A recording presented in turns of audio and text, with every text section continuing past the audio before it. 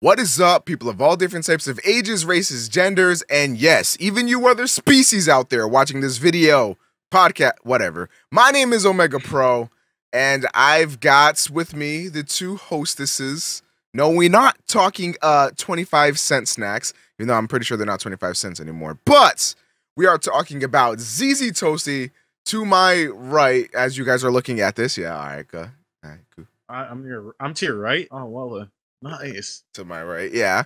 And we've also got the TheOmniPuss to the left. Yo, everyone. So as always, this podcast is still in beta. When the podcast officially launches, it will be available exclusively on the New Game Plus YouTube channel, which you should go subscribe to, even though, you know, there's really nothing on there yet. But stuff coming soon, we promise. Trying to work out the kinks there. But yeah, so this is our podcast where we talk about things and shit, and we hope you guys, you know, enjoy it as always, which we know you will because we are the gods. So the first topic on the agenda is something that I'm sure you all will like to hear about, and that's going to be our collective thoughts on Dragon Ball Xenoverse, the game that will, according to Dimps, the developers, that will be a masterpiece. It's coming out for the PlayStation 4, Xbox One, PlayStation 3, and the Xbox 360. Now, you guys are watching this on my channel. You know very well what I think about Dragon Ball Xenoverse, and I'll still say what I think about it, but I'm going to let these two fine young gentlemen here get ahead and tell me what they think. So, I don't have, like, any of the new-gen consoles, or, you know, current-gen systems, I guess you could say at this point. So I don't know. I mean, I probably will eventually get it for my PS3. I don't know, but regardless, I think Xenoverse looks really good. As Omega mentioned in some of his videos, like taking into account everything that's been announced so far. You know, the character creation, the fact that they're actually tweaking the story a little bit. You know, having doing something different from just the norm that we've been accustomed to. The game looks really good, you know, all of that. Plus the gameplay, which looks good, you know, a little bit different. It's trying to mix like Tenkaichi and Budokai, apparently, based on the reports that we've had. But I mean, if even with all of that, Xenoverse isn't a good game, then, you know, something's pretty damn wrong at this point, because they really have all of the ingredients to make a really great Dragon Ball Z game. And even though, I mean, honestly, you know, a statement from the developers or the publisher, you know, is worth very little, you know, because really, of course, they're going to say their game is fantastic. Our game's not going to suck. What do you mean, bitch? Famous last words from every developer. Obviously, they wanted to sell. And, you know, even comments saying that they're listening to the fans can be, you know, a little bit fake. But regardless, you know, it's still a good sign. The fact that they, in theory, know that they screwed up previously, and, you know, of course, they don't have the best record, so, you know, they've said this before and still screwed up. But regardless, to be fair, though, this is Dimps, not like Art Dink or the other fucking absolute failures, but yeah, good. Yeah, but still, as a whole, I think that, you know, the game is looking really damn good, and again, if this isn't the best Dragon Ball game in at least years, then, you know, it'll be worryingly, at least for future Dragon Ball games. All right, Toastie. All right, I'm gonna say something right quick. All right, if this game is not good, lose hope like that any Dragon Ball game will ever be good ever again, because then that is actually just, you've lost hope. There's no point in ever playing. Let me call you off a little bit here. Let's be real. If this game flops, tune into my channel where we will build up hype for the next Dragon Ball Z game exclusively here. Let's get 10 million likes. No, you'll be able to hype up Battle of Z2. Nice. Yeah, I can't wait, man. It's gonna be amazing. It's actually just a direct. It's actually just going to be a direct port of Zenkai Battle Royale. I hear instead of using one button for combos, you will use half a button. That's right, folks. Battle of Z2 will come with its very own button cutter, and you can cut your circle button in half. So that way, one will be for doing your combos, and the other half of that button will be for absolutely nothing. Just you ruined your controller. They're really streamlining it, and I think it's a step in the right direction for sure. Some future there. I can only hope that this will come to PC at some point. Like, there will be a DLC version, like Full Burst for Naruto. Like, because they said that if they get enough demand, that they'll make it for PC, or they'll think about making it for PC. But tell them that you want it on PC, please, because I want it on PC. I don't. What do you mean? I'm gonna get way better performance on my 360. This is true. That was like the worst console you could have chosen for that one. Dude, I would have rather you said PS2. They're gonna port it to the Wii first. The Wii's so powerful. Come on, man. Look alive. Yeah, dude. To be fair, like, are there any Dragon Ball games at all on PC? Nope. Not one. There's never been one. Unless you like emulate or it's like fan made or something. Of course. I don't think there were any Naruto ones before. Nope, not before Full Burst. Nope.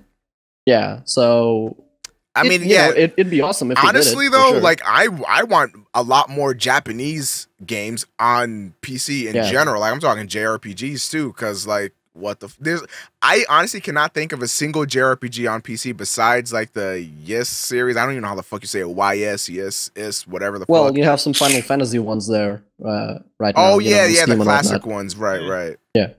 But I'm talking like if I could play something that looks like, for example, Final Fantasy 13 on like PC, fucking 1080p, 60 frames per second, fucking rubbing my nipples, lactating everywhere. I think that'd be godlike. But anyway, let's take it back to Dragon Ball Z here. Yeah. From the character customization screens that I've seen, it seems like they're actually going extremely in depth, which is good because in Ultimate Tenkaichi they had a actual limit of 2 things that you can do with your character. You can even give him bed hair, or you can give him Raditz hair. And you can make his skin darker if you want, and give him a scouter, and that's it. And you can either have Broly's clothes or Tien's or Goku's clothes, and that's it. That's like literally all the customization options. From the screenshots, I don't know if you guys have seen them, but the screenshots of the character selection or the character creation screens, it looks pretty in depth. Like I think there's I would estimate it at about 9 or 10 different head shapes or face styles or whatever that you can create. And that right off the bat is like a huge upgrade from Ultimate Tenkaichi. There's a lot of different things you can do. You can have your like Z items or whatever. It just looks like they're really trying hard, but I think it may have been Omni that tweeted this or somebody else. I forgot who, but somebody tweeted something that said, I really hope that Xenoverse isn't trying to do all these great things or whatever, and then like doing them all like pretty poorly. Like for example, for certain Dragon Ball Z games, like we'll say like something like Raging Blast, while some of the other aspects like character selection and other like game modes may have not been the best, it really excelled in the story. So a lot of games these days will have like something where there's a few aspects where it's not great, but then there's that one aspect where it blows you away. A main example would be something like The Walking Dead, video game series by Telltale Games. They don't really have the best gameplay. They're not the best looking, but that story is why you would play that game. So it's something sort of like that. Dragon Ball Xenoverse looks like it wants to do a lot of shit, and that is both very exciting and it's also very troubling because the more you add on to that plate, the harder it's going to be to put it all down and make it look all pretty and have it actually be a functioning game by the end of it, to say the least. But we'll see. It's Dimps.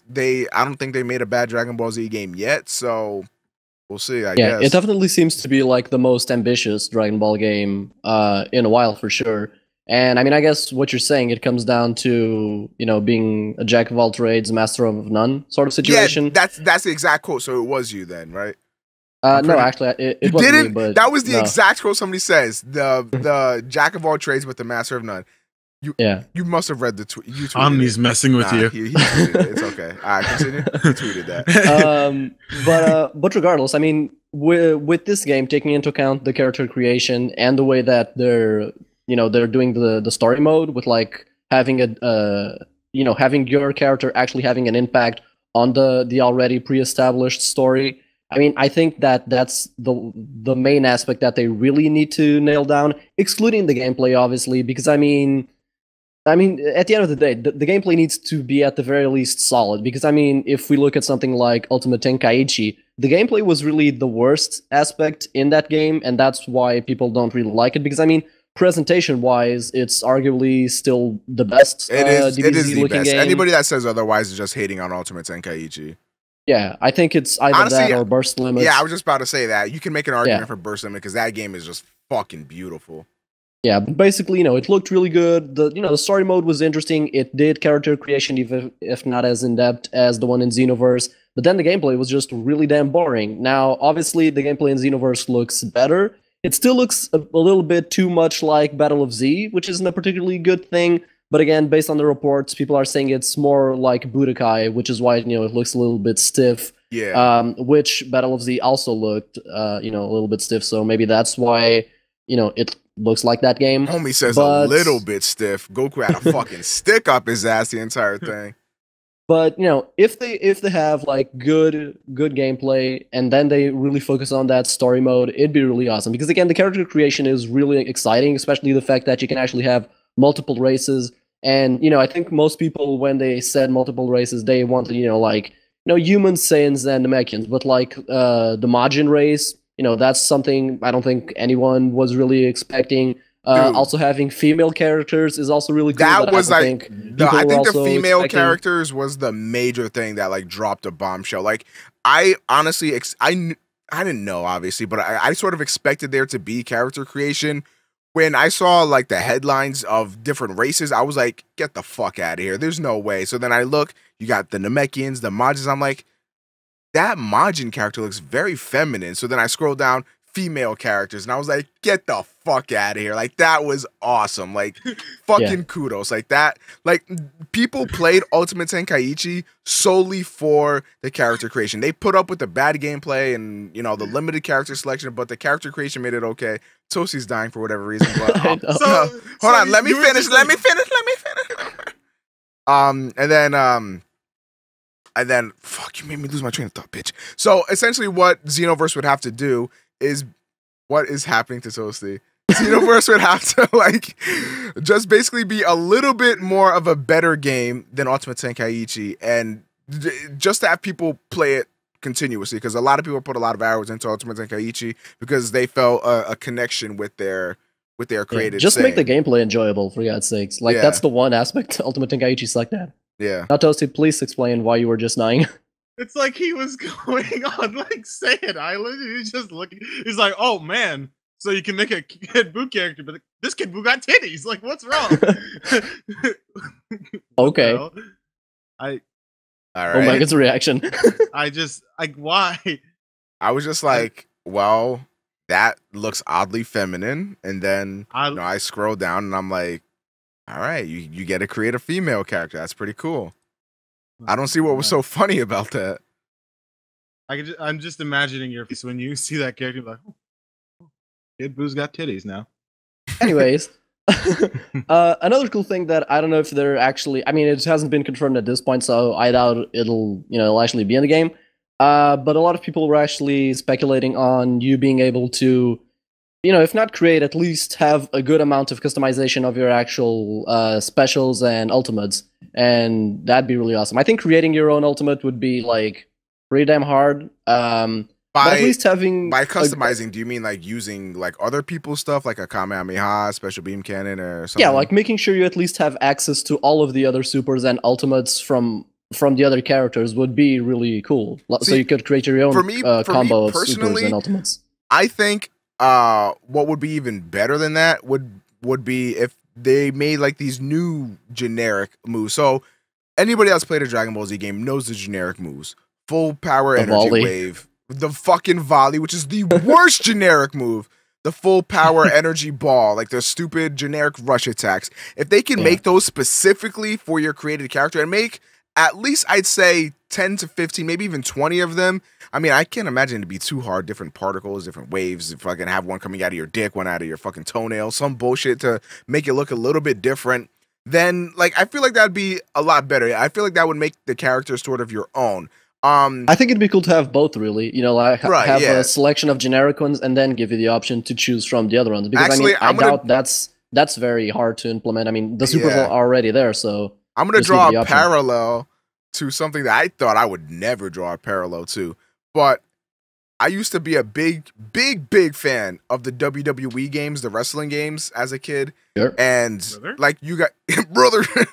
so I got to like create my own character or whatever. And in the mix of all the different, moves you could do, the rock bottom, the tombstone, the choke slam, whatever, all that other shit that all these other wrestlers did, there was also some unique things thrown in there as well. And some of it was very over the top and like, there's no way a human body could even do that. But it's a fucking video game. Who gives a shit? And especially since this is fucking Dragon Ball Z, there should be absolutely no limitations. I feel like they can, at the very least, throw in like 10 or 20 of them, when in the WWE games on like the PS1 and the PS2 had like fucking seemed like hundreds of moves you can do. So I just feel like that would be I actually think that that's a good point, because I mean, in case you don't know, like the later WWE games actually have the option for you to create your own finisher. So basically you have it's actually really awesome. You have like 10 stages. You don't need to use all of them, of course. And then you can just assign like different types of strikes. So, you can have a guy like kick, then punch, then do the grapple, then, do a bunch of things. And eventually, do like an ultimate finisher sort of thing, which concludes the whole thing. So that's sort of what I was actually thinking about when I was saying that it'd be really cool if they implemented create an ultimate. I think it'd be hard to do, but it'd be really cool. Like if you think about something like Ultimate Gohan's attack, like his ultimate in, I don't know how it is in Raging Blast 2, but in like Tenkaichi 3, where he basically does like a whole, punching and kicking attack with like a sort of rush, basically. Yeah. And then at the end, he ends up by doing a Kamehameha. Yeah. So, tying in those things, like just physical attacks and then a super, for example, it'd be really awesome. I think it'd be way harder to pull off than in just a WWE game, because, it's a lot more, over the top and spectacular. Yeah. But again, it'd be really cool if they added, some sort of feature like that. I feel like the rush attacks would be super easy to just like change up. Like that would be a no-brainer. They can easily throw in a multitude of rush attacks that you can do, not even as ultimates, but just as regular supers. And honestly, some of the rush attacks are some of my favorite moves, like Meteor Smash from Goku. Like I fucking love that move. It's really cool. Yeah. And like some of my favorite ultimates, like they do have like sort of a blast at the end, but like for example, Tapion's in Budokai Tenkaichi 3, that is just fucking awesome. How he just like cuts him down like that, and you see the big flash or whatever. I just think stuff like that is cool. So it doesn't always necessarily have to be like, all right, here's a fucking big blast, suck my dick. It can be, really anything. I just thought about something. You know how in like screenshots and stuff, it like shows like a close up of Goku punching Frieza or any like stuff like that, and like how that actually happens in gameplay when you're playing it. Like when you're fighting somebody and you punch them, like hold down your button and then you release it, it'll show you a close up of you punching that person in the face, and it seems like it's really like not interesting. It seems like it's very satisfying. Yeah. Do you think that they should have more of those, or do you think that should be like enough? Like, do you think they should have more? They need to balance it well, otherwise it just loses its effect. I mean, if you keep on seeing close-ups, it's what's the point? Because Dragon Ball like Z... when you do. Sorry, go ahead. No, go ahead. I was just saying when you do like charged up attacks, like let's say you know how in BT3 when you would knee somebody in the stomach and they would just like stumble back. I would like to see like a close up of their face, like or some shit. Yeah. But at the same time, Dragon Ball Z is a very fast paced game. If that keeps cutting out like that, it's gonna get jarring and it's just gonna get tired really quick. Like Burst Limit did a little bit of that with like, didn't it have like these sort of mini cutscenes in between battle and whatnot? It's like stage transitions. It was like they would knock you up into the clouds and then like you fight in the clouds and stuff like that. Yeah, I mean anything basically that stops spacing, especially in a fighting game, needs to be like really well balanced.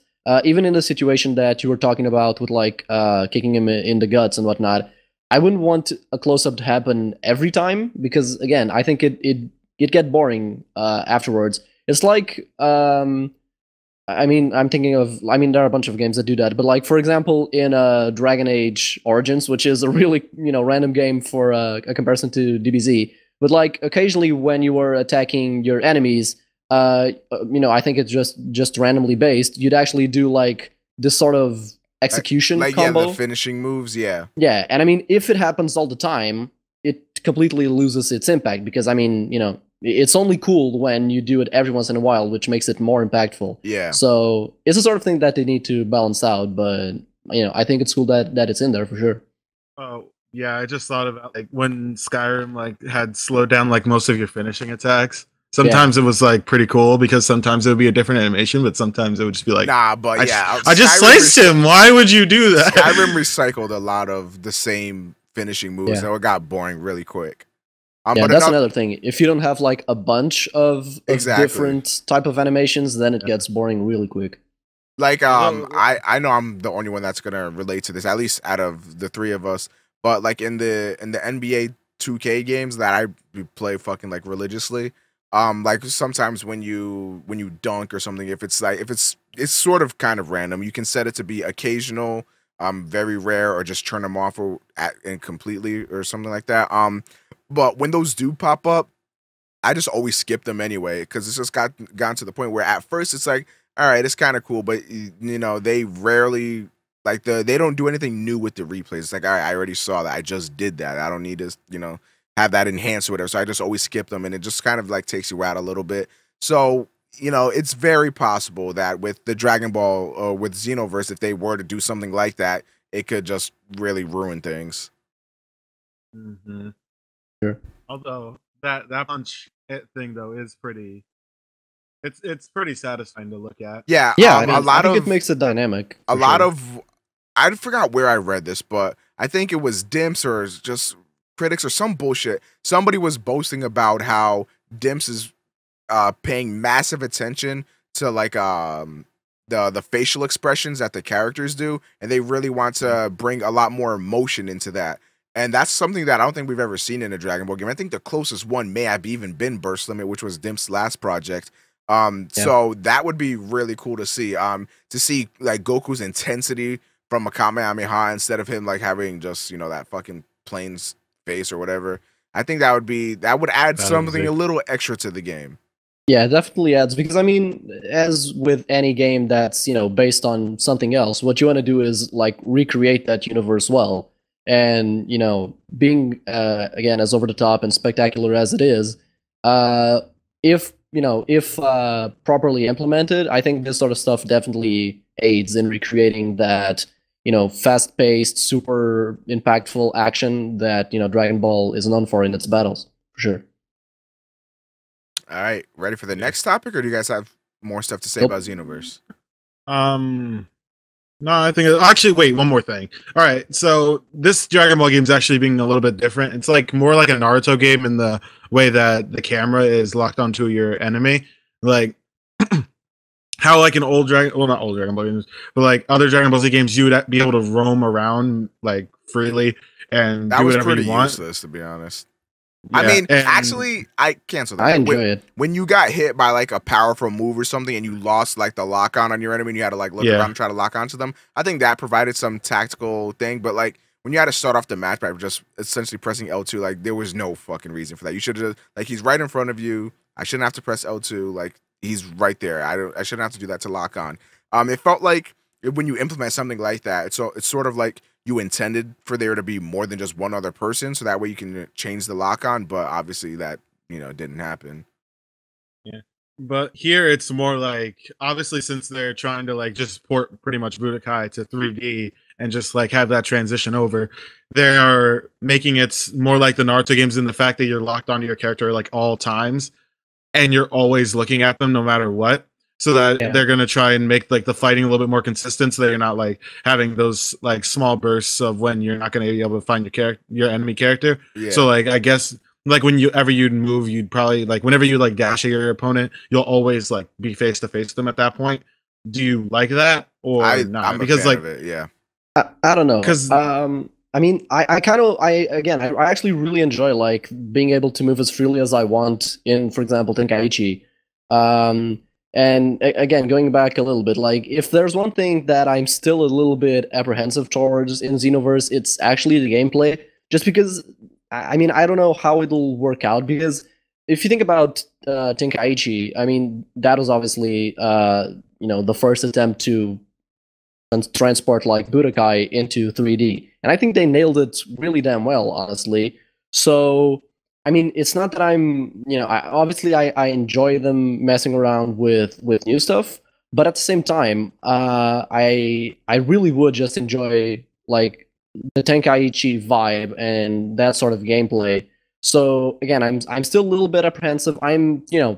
Obviously I think it doesn't look as bad as previous games, but I'm still curious to see how it'll actually feel because again, a good part of what makes Tenkaichi's gameplay really good, in my opinion, is that freedom. And if you need to like run away, you can just go hide somewhere or to charge or whatever. And I don't know, I think it added a little bit something to the battles that if it's so locked on, and you were comparing it to Naruto games. I don't know if it'll work as well, especially because those games have much smaller stages, whereas Dragon Ball, especially Xenoverse, so it seems, has these really big stages. So I think having the free exploration actually benefits the stages themselves, since it gives you more time to experience them, I guess. Another thing to take into account though is in Xenoverse, there's rumors, I don't think it's been confirmed yet, but there's rumors of large scale battles where there'll be like 2-on-2s or whatever happening at the same time. So that could be another reason for the larger arenas. And if that's the case, then would be flying around freely be that beneficial? I feel like it could get a little bit jarring or even confusing to the player. Regardless, I feel like what Dimps is trying to do with Xenoverse is make it to where you have Budokai type fighting in a Tenkaichi game. And that means that there'll be like for those of you that don't know, there's like combo canceling in Budokai, and there's other things you can do to string combos together that just simply isn't in all of the other 3D fighting games. So if they want to implement something like that, they're going to have to be a little bit more strict with the way they can allow you to move, because when you picture it, Budokai was a 2.5D kind of game. It was side by side, and you can also like sidestep and stuff like that. To translate that into full-on 3D and have them have the free roam aspect of Tenkaichi, I just don't know how the hell that would work. I mean, to be fair, if you think about Tenkaichi, you basically have like two modes. You have like the free roaming one, and then once you get close enough to your character and you actually lock onto them, I mean your enemy, it sort of switches up your whole gameplay. I mean, not necessarily, but I mean it switches up in how you actually fight, particularly physically. So the whole combos thing. So I mean, I don't know. I think they would be able to implement it just through that method, but Yeah, maybe we'll have to see on that, I guess. Yeah. Although the only problem with the kind of camera movement that it's trying to push, like having like somewhat of a Naruto sort of thing, is that Naruto doesn't have flying. It seems that flying is somewhat a little tougher when you're in that sort of camera movement, that you have to, how you can ascend straight up or descend straight down to the ground. Usually in Dragon Ball games, you wouldn't have to do that because you'd be able to just dash behind your enemy, like in Raging Blast or BT3. You'd be able to instantly just do it by hitting A twice and go right behind your enemy. And say you can't do that in Xenoverse, though. Just haven't seen it. I'm just saying, like, that just seems like a little bit of a problem. And if it isn't in the game, it's a fair criticism, but at the same time, like, that's already been a problem in the Dragon Ball Z games to begin with, because in the Tenkaichi games, when the two characters are near each other and the character flies up and you're locked on, we all know what the camera does. It like goes inside your character and you get a distorted view and you can't even fucking see anything. So that's a problem they're gonna have to address regardless. That's just been there with every 3D Dragon Ball Z game that I can think of. RB2, with the exception of like Ultimate Tenkaichi and Battle of Z, because those were a little bit more limiting. But like RB2 and Tenkaichi, those problems definitely did exist. So when that camera is locked on like that, like permanently, and the character just sort of flies up, it can disorient you a little bit. But I would imagine, like, honestly, I think the double dash or whatever the hell you want to call it, where you zoom past and go behind your enemy, is a key feature in the games that I think just needs to be there, because it just allows you to sort of get in there. Especially, it's not necessarily something that you need in the game, but if the game is going to have the same caveats that it's had for years, especially with the camera and trying to keep lock onto your enemy, and especially with the large battlefields, I feel like that needs to be done, because could you just like imagine like traversing Tenkaichi or even RB2 maps without, you know, that fast dash or whatever? It would be absolute hell. And especially that Xenoverse is seeming to have even more larger maps. I can't imagine Dimps would overlook something that trivial. Oh, one tiny thing. There's a, you know how in Battle Z, whenever you're locked onto somebody, there'll be a little circle on them, like to show you that you're locked onto that person. It does that for one-on-one fights in Xenoverse. Do you like that, or do you not like that? I mean, I still hope you'll be able to turn it off. Yeah, Like, it's still very early, and I'm sure people have expressed their concerns, if it is a concern with most people. At the end of the day, it's not going to make or break the game for me, but if, you know, it's a quality of life thing, I would rather them not have it in the game, to be honest. But it's not going to be like, just give us the option, basically. Yeah, it's not going to be like, it's not going to be like, oh, there's this lock on now, I can't even enjoy the game. It's not going to be like that. I have a feeling it's there for the multiple battles. That's what I'm assuming anyway. But if it's just one-on-one, there's no reason for it to be there. Yeah, on every single one-on-one video of Xenoverse that's been there, so I just asked about that. We can go to the next topic now. All right. Next topic. Oh, that was a long one. Yeah, about 30 minutes. Next topic. Amazon purchasing Twitch.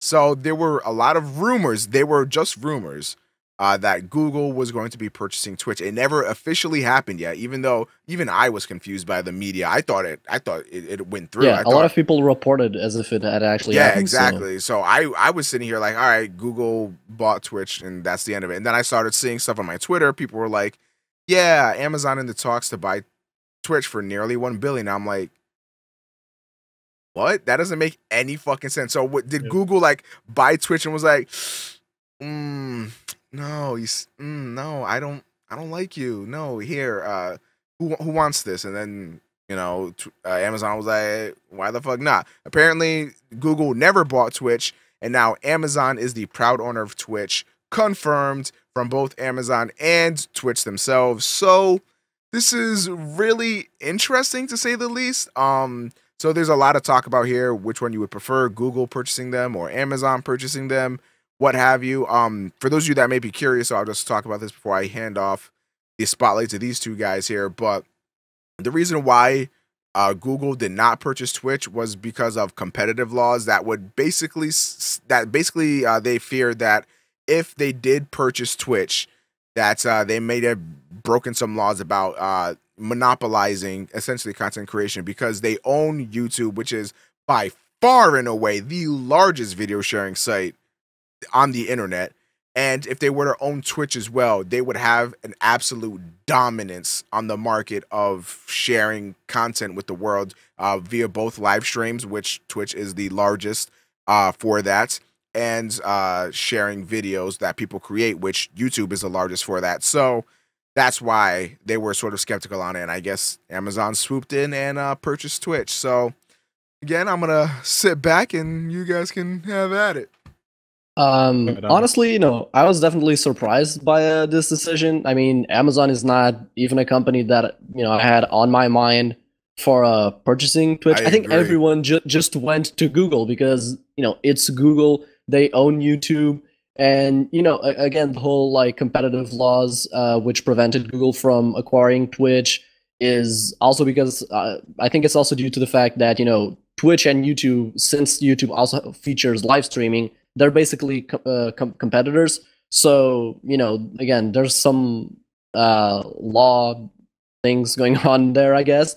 But again, Amazon is not a company that I would ever thought about them. Now, I mean, I like Amazon. I think they're a really good site, and they feature, they provide a great service. But I mean, I really don't know how they'll benefit Twitch. I mean, obviously, Twitch themselves have said that what this will allow for them is to get more resources and infrastructures, and that, you know, Twitch, at least in the short term, which is, you know, a little bit, I don't know, worrying, I guess, but they said that at least for the short term, Twitch is staying the same, and that Amazon is only going to like basically fuel their vision for Twitch, and, you know, that's good. But again, I mean, obviously, you know, Amazon is into so many more markets than, you know, people actually are aware of, I guess. But regardless, it's not the sort of company that I'm really aware of how they'll, aside from resources, which obviously are extremely important, how they will actually benefit Twitch. But obviously, what a lot of people are thinking is, hey, at least there will be no Google Plus integration into Twitch. And I know a lot of people obviously also thought that Google had officially bought Twitch because of the whole Twitch implementing, policy changes regarding audio and all of the copyright involved in all of that. And to a degree, they've also backtracked on some of the policy changes. So I guess can discuss that later. But at the end of the day, I think it's cool that Twitch got some backing because obviously they're a great service. Hopefully they will remain the same as it stands because I think it's a pretty good service as it is, and Amazon is working with them as a more let's just pump some money into this and reap profits rather than actually try to mess around with a system that's clearly working out for them. To add on to that, I noticed you said that Twitch said that essentially they're going to have their same offices, same staff, same everything. The only thing that's changing is the fact that they're going to have backing from the giant that is Amazon, which which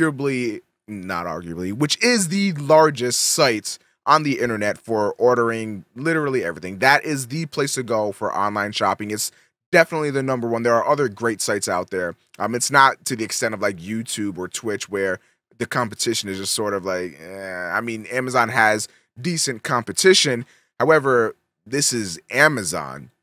This is huge regardless.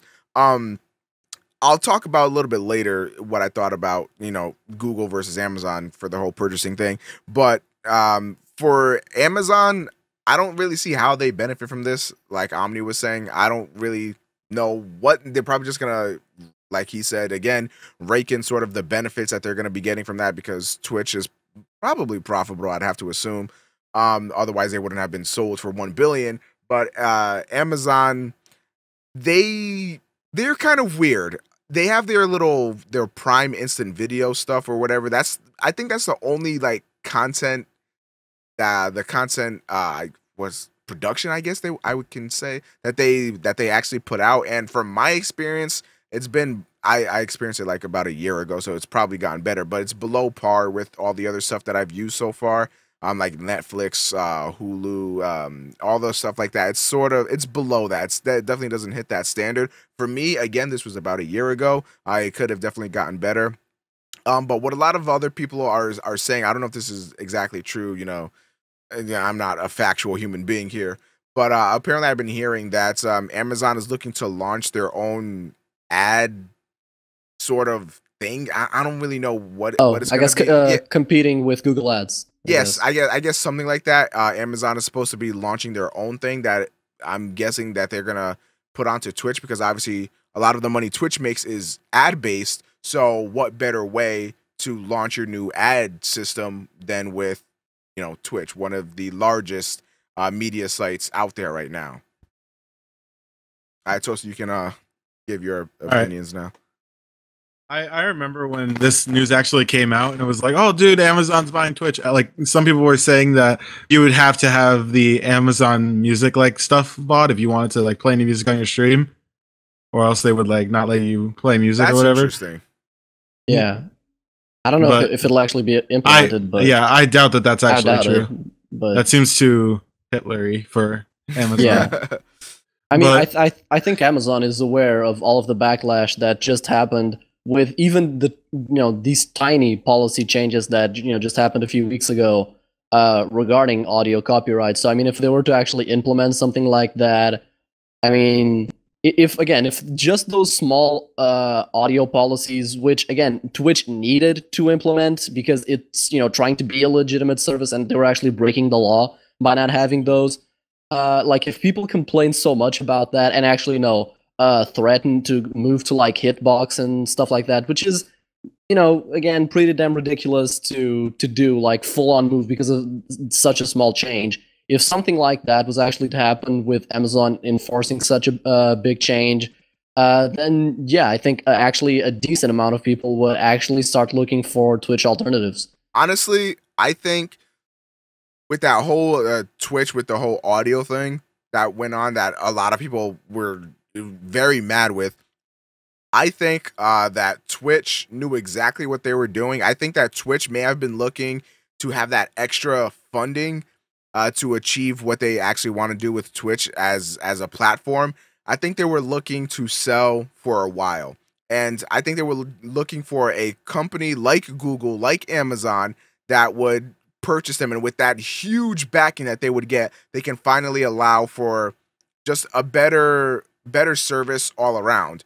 So the main thing would be bandwidth and infrastructure and all that stuff. One of the reasons, actually the only reason I would assume that, you or I, people that aren't partnered on Twitch, can't stream with multiple qualities or do any of that other crazy stuff is because they just simply don't have the bandwidth. They don't have the manpower to allow stuff for that to happen. But with the backing like this, they can do that. I feel like when Twitch did that audio thing, when Google was considering buying them, I felt like they did that to show Google that, all right, if you do buy us, then you're not going to have too many issues. Then there might be some issues, but in terms of copyright issues, there's not going to be too many here. We're trying our best to suppress that. And I think the way that Twitch went about it, while initially I was pretty upset with the news, but now that I'm looking back on it, I think that was the best thing they could have done to sort of say, all right, we're not going to allow people to just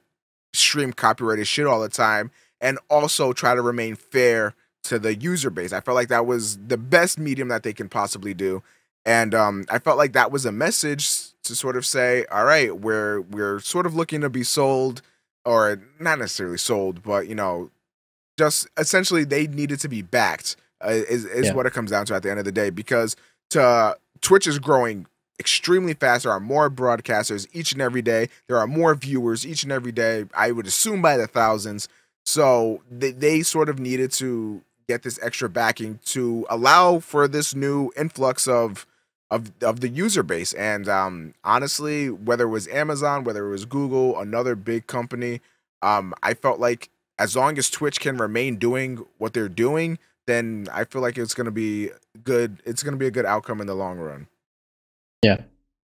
Yeah. Like nobody really complained. Like there was nobody out there that was really like, oh man, Amazon bought Twitch. Oh man, buy Twitch, because like Amazon doesn't do anything to make anybody angry ever, really. Honestly, Amazon's customer service is some of the best. I don't know if you guys have ever dealt with it, but it is absolutely the best customer service I have ever dealt with in my life for anything. If they could send Amazon reps to Twitch and be like, yo, you got some problems, we'll work with you, that would be absolutely amazing. Because as it stands right now, I don't want to say Twitch support is bad. I've never really had to contact them, so I can't really say, but according to what other people experience, it's not, grade A stuff. But Amazon customer service, my God, if you have the slightest issue with literally anything on your Amazon, yeah, I'm looking at you, Toastie, your PS3, but you hit up Amazon, they'll do whatever they can. I know that what happened to Toastie was all FedEx, so they probably wouldn't be able to do anything. But for example, let's say you order 2-day shipping or 1-day shipping on something. If it does not, get to you on time, they'll refund the shipping. They even, one time it was near Christmas and I ordered a few things. They weren't even Christmas gifts or anything, but I was just like, man, this kind of sucks. I kind of wanted to get this stuff before Christmas. And the rep was like, all right, you know what? I deeply apologize about that. He refunded me and put an extra $15 in my Amazon credit. Like, pretty awesome. And there's people out there that they've dealt with some Amazon people, and they have the Prime membership and they ordered the 1-day shipping on stuff, and then it couldn't arrive in 1 day, and they just add another month of Prime onto their membership like that. I would assume the Amazon reps that do that would only do that if you're sort of a longer time Amazon member. Like, for example, if you're the trial of Prime or something, they're probably not going to just toss you a month, probably because you're not profitable, to be honest.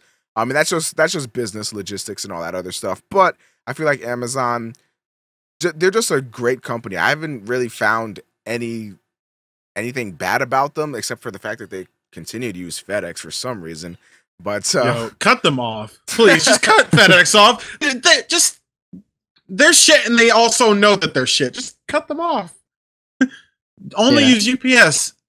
I think the main, if people are apprehensive towards Amazon, it's because of what we mentioned. Like, it's weird to see how they will benefit Twitch with Google due to YouTube. It's an obvious decision. Like, you can see why Google would get Twitch, why it would benefit from Twitch, and how it would benefit Twitch.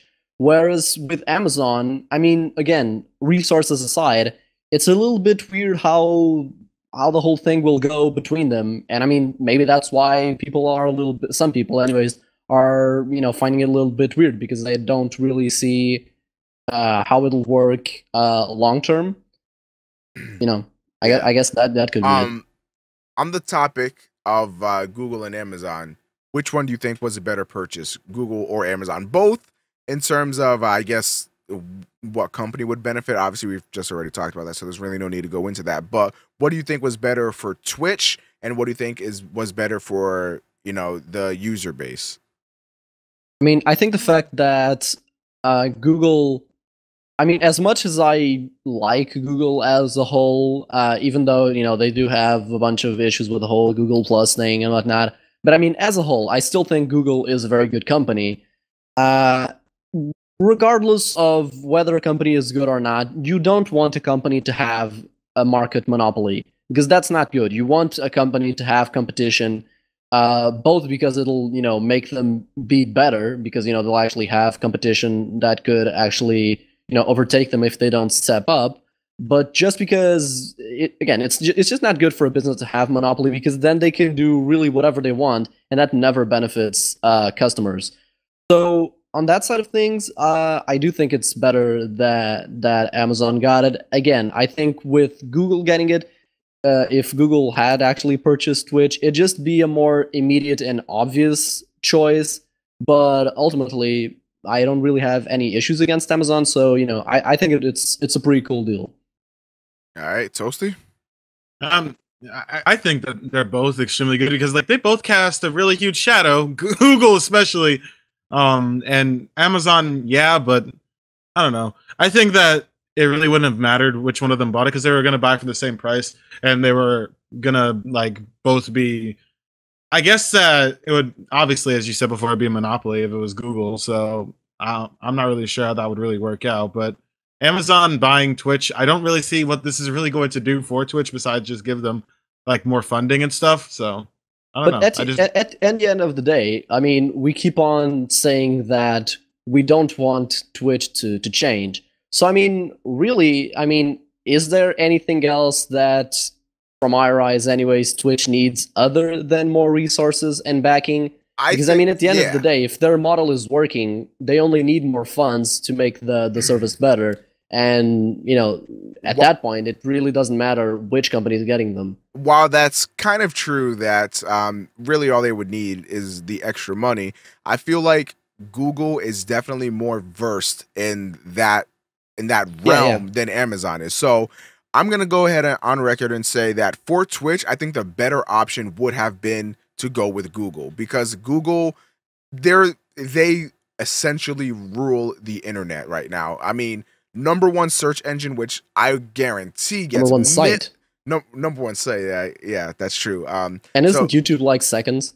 YouTube might actually be second. YouTube I think is so. enormous. It's up there anyways. Google is definitely no stranger to content creation and building websites or whatever. We might bitch and complain about all this stupid shit that Google does, but at the end of the day, Google, I think, is still a fantastic company. They're killing it in hardware right now with their telephones, tablets, and all that stuff. Their Chromecast is one of the best devices you can ever buy. $35. Plug that shit right into your TV. You get Netflix and all this other crazy shit. You get to stream whatever the hell you've got on your phone, stream it straight to your TV. Whatever you've got on your Google Chrome on your computer, bam, right there on your TV, all for $35 with the Chromecast.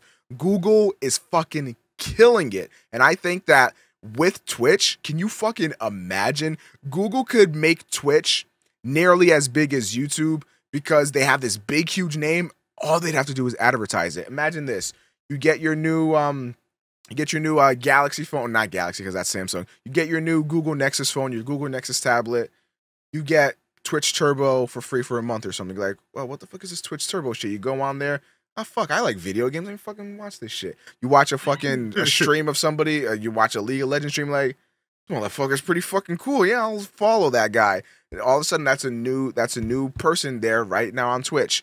That it could be huge. The way that Google can control these advertisements is going to be absolutely insane because, since everybody uses Google and since ads are generally tailored to what you search and everybody's searching using Google, they can grab all that information and be like, hey, I saw you were shopping for video games. Check out Twitch where you don't know if you want to buy this video game. Watch somebody stream it. See if you want to buy it. Something like that. Yeah. I can totally see that happening. But not to mention the YouTube and Twitch integration. Exactly. Which would obviously benefit both services. I honestly, while I was a little bit skeptical about Google purchasing Twitch because, I feel like Google would try to intervene too much, and I definitely don't want that. I was super excited to see what could happen with the YouTube and Twitch integration. Like somebody goes to my YouTube channel, for me especially that has a large following on YouTube but not on Twitch. Somebody goes to my channel and is like, holy shit, he's streaming right now. So let me see what's going on. They just click on it and then all of a sudden they find out that they actually enjoy the stream. Whereas in any other case, I'm like, all right, here's a video I'm streaming. And let's say, like, the last time I was streaming a game somebody didn't really like. That was the first impression they got, and they're like, it's not worth going to that Twitch channel, making a whole new account and doing all that other stuff. I feel like a unified experience would have been absolutely great for both content creators, especially, and for the viewer. However... Speaking, I'm about to finish up. Good, fine, good. No, good. I was just gonna say, you were mentioning earlier, that some of the benefits that Twitch partners have, like the different quality settings, YouTube already has that for non-partners, for everyone on their live streaming service. So, again, that implementation, integrating both services would be really cool. For content creators in general. Yeah, but you have to also take into account who really live streams on YouTube. Which is why if they had Twitch, it'd be like the best of both worlds. Exactly. But what I was leaving off on was that it would be great for the user base to have this unified experience, and that kind of contradicts what I'm about to say, in that I think Amazon was the better decision for the user base. Because, again, I feel like Google would have tried to meddle with things too much. They did it with YouTube. We all know how that turned out. I just feel like they would try to change things a little bit too much for my liking. And on top of that, Google is this fucking giant. So people that have copyrights or whatever, like Google's this huge target on their back that they're going to be aiming for. Google buys Twitch. All of a sudden, Twitch gets all this burst of popularity. And then all of a sudden, copyright holders are looking to Twitch now, just like how they looked to YouTube a few years ago, and they're like, well, this guy's streaming all of my music, all of this shit, whatever, I don't like it, shut that shit down. So it could have been very troublesome, but not only that, it could have made Twitch just a less enjoyable experience had Google bought it. Of course, this is all ifs, but I feel like, again, for the user base, Amazon was a great choice. I think Twitch would have benefited immensely from going with Google, but would it really be worth the risk to piss off your current user base? Yeah, probably not. Twitch is already ginormous, so I don't think it would be worth it. And before Google buys Hitbox and tries to topple over Twitch, that would be fucking insane. Also, for just in case you were wondering, YouTube is number 3 on the top. What's number 2? What's number 2? Facebook. Oh, really? Okay, yeah, that makes sense. I don't know, man. A lot of people talk shit about Facebook. Actually, I know. I mean, you know what? Regardless, I will say everyone knows how big it is. Yeah, I will say though, a lot like on Facebook right now, there's these people that are what I'll call Facebook famous. They're essentially making very, very low quality videos, very low effort videos. Like we're talking like back in YouTube's beginning days quality videos, and they're getting all these likes and shares on Facebook and stuff, and they're just like blowing up, and really all they're saying is, you know, be yourself, chase your dreams, stop being a bully, don't be a bitch, like all that other fucking shit. And they've got millions of people following their Facebook stuff, and they're fucking Facebook famous now. So I mean, I can kind of see how that's sort of almost exploding, kind of trying to be inspirational. Yeah, like on Tumblr, fucking Tumblr Facebook with a video. 144p camera. Yes, it's Tumblr quotes on video. Exactly. Like treat your woman right, man. Don't take her for a movie. Take her to a 5-star restaurant. I don't care if you broke. You got to treat your lady right. And all the girls like, oh my God, more guys need to be like yo. And it's like he's only saying that so you'll click like and share. You dumb bitch, whatever. Also, if you thought that this was a gaming podcast, you were wrong. You were wrong. We're a sex advice podcast now. We're talking about Facebook now. Like us on Facebook. Share this video, and I'll teach you how to get laid. Nice. Hit him with this look. Make sure you're playing Kanye West too when you pick her up. She'll love it. Songs or The Weeknd. Bitches love The Weeknd. Like I can say that for sure. Bitches love The Weeknd. All right, are we ready to move on to the next topic? What was the next topic even? Mario Kart DLC. So we're going to be talking about, you know, the Mercedes-Benz DLC, you know what I'm saying? Mario rolling with them 22-inch rims all chromed out. And also, what just came out today, the day we're recording this anyway, fucking Link, fucking F-Zero. Rookie suit Mario. I was trying to say like There's an F-Zero course. F-Zero course. Toonchi suit Mario. It's Toonchi suit Dry Bowser. Tanuki. A dry Bowser, which looks fucking badass. But yeah, so all this seems really cool, and I like the fact that Nintendo's sort of embracing DLC and adding this sort of cool stuff. It's nothing that's gonna add content to the game that's gonna be like, oh, cool, now I get to play it for a few more hours. It's just sort of like, oh, cool, I was already playing this game, and now I get this new stuff. Pretty cool. What sucks is the price of. Somebody want to take control here, cause. It's $11 for the newly announced DLC today. The Mercedes ones is free. I'm pretty darn sure. Yeah, but the other ones free. Yeah, the other ones. So you get basically like 3 characters, 4 vehicles, and 8 stages. I think that's it with each one. So there are 2 different packs, and each one of them is $11. So that's $22 to get some new characters and vehicles and courses, which is basically a third of the game's full price, which is pretty ridiculous. That's kind of insane. Although, don't die now. Although, now I just like to. Man, he's dying.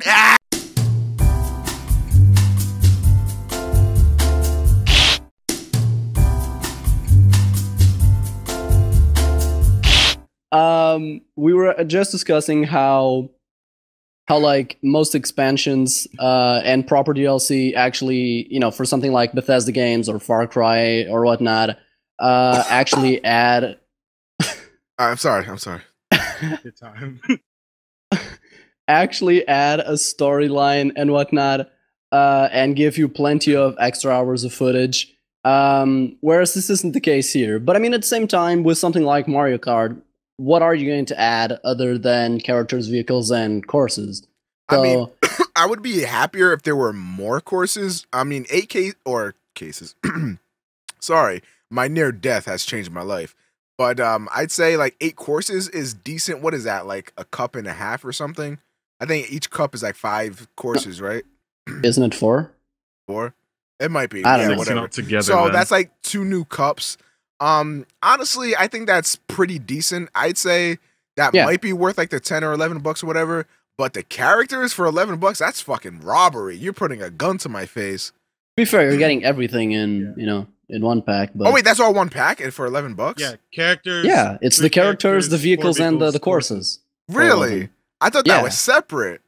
No, that'd be okay. Yeah, that'd be actually just terrible. I was about to say, as it stands, goddamn it's Hitler.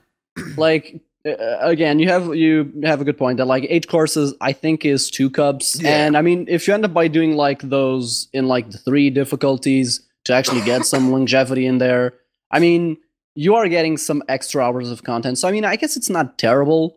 I still wish it'd be a little bit cheaper. I don't know, like I mean I guess $5 would be a little bit too cheap for them. Yeah, I'd say $5 but would be a steal. somewhere in between. I don't know, like $8 I guess would be fair. I don't know. I guess, but I guess it would all depend on what type of Mario Kart player are you. Are you the type that'll just sit there and play each course like one time or something and then sort of be done with the game? If so, you're probably getting robbed with this DLC. If you're the type to replay all the stages, maybe even play online, try to get your best times and stuff like that, I feel like 8 courses is huge for you, and I think that's absolutely worth it. So again, it would all depend on what kind of Mario Kart player you are. I'm the type that'll pick it up once every now and again, and mess around with it a little bit, but nothing too crazy. So for me, it's not a purchase. It might be a purchase once I get the Mario Kart itch again, but I'm not gonna buy that day one, and I'm not gonna fire up my Wii U just to play, that DLC. Yeah, if they released like a pack with all the DLC, like by the time they actually stop supporting the game, which I mean, if you think about it, since usually you only have like one Mario Kart game per generation, since Nintendo's actually now embracing DLC, it'd be actually interesting if they basically released continuous DLC for just these games, that they usually only release once per generation. Throughout the entire thing. Yeah, like we could get like a Yoshi's Yarn pack or something where some of the courses are like a Yoshi's Yarn thing. Maybe even get Yarn Yoshi to play as, or a Yarn Yoshi Kart or something. It'd be really cool if they supported the game throughout, but regardless, when they eventually stop doing that, it'd be worth getting like a bundle with all the DLC for sure. But even though I actually love Mario Kart, and at this point, since I already played it so much, I'm, similar to you, Omega. I just occasionally pick it up, play it for a couple of hours. Then, I don't know, a week later, I'll do it the same thing. But, that's basically how I'll do it. If they release a bundle eventually, or, DLCs get a significant price drop, then I'll get it. As it stands, it's way too much for just some characters. If Nintendo were to do this, I think that could pave the way for a lot of games to sort of do that. I think that could be the future.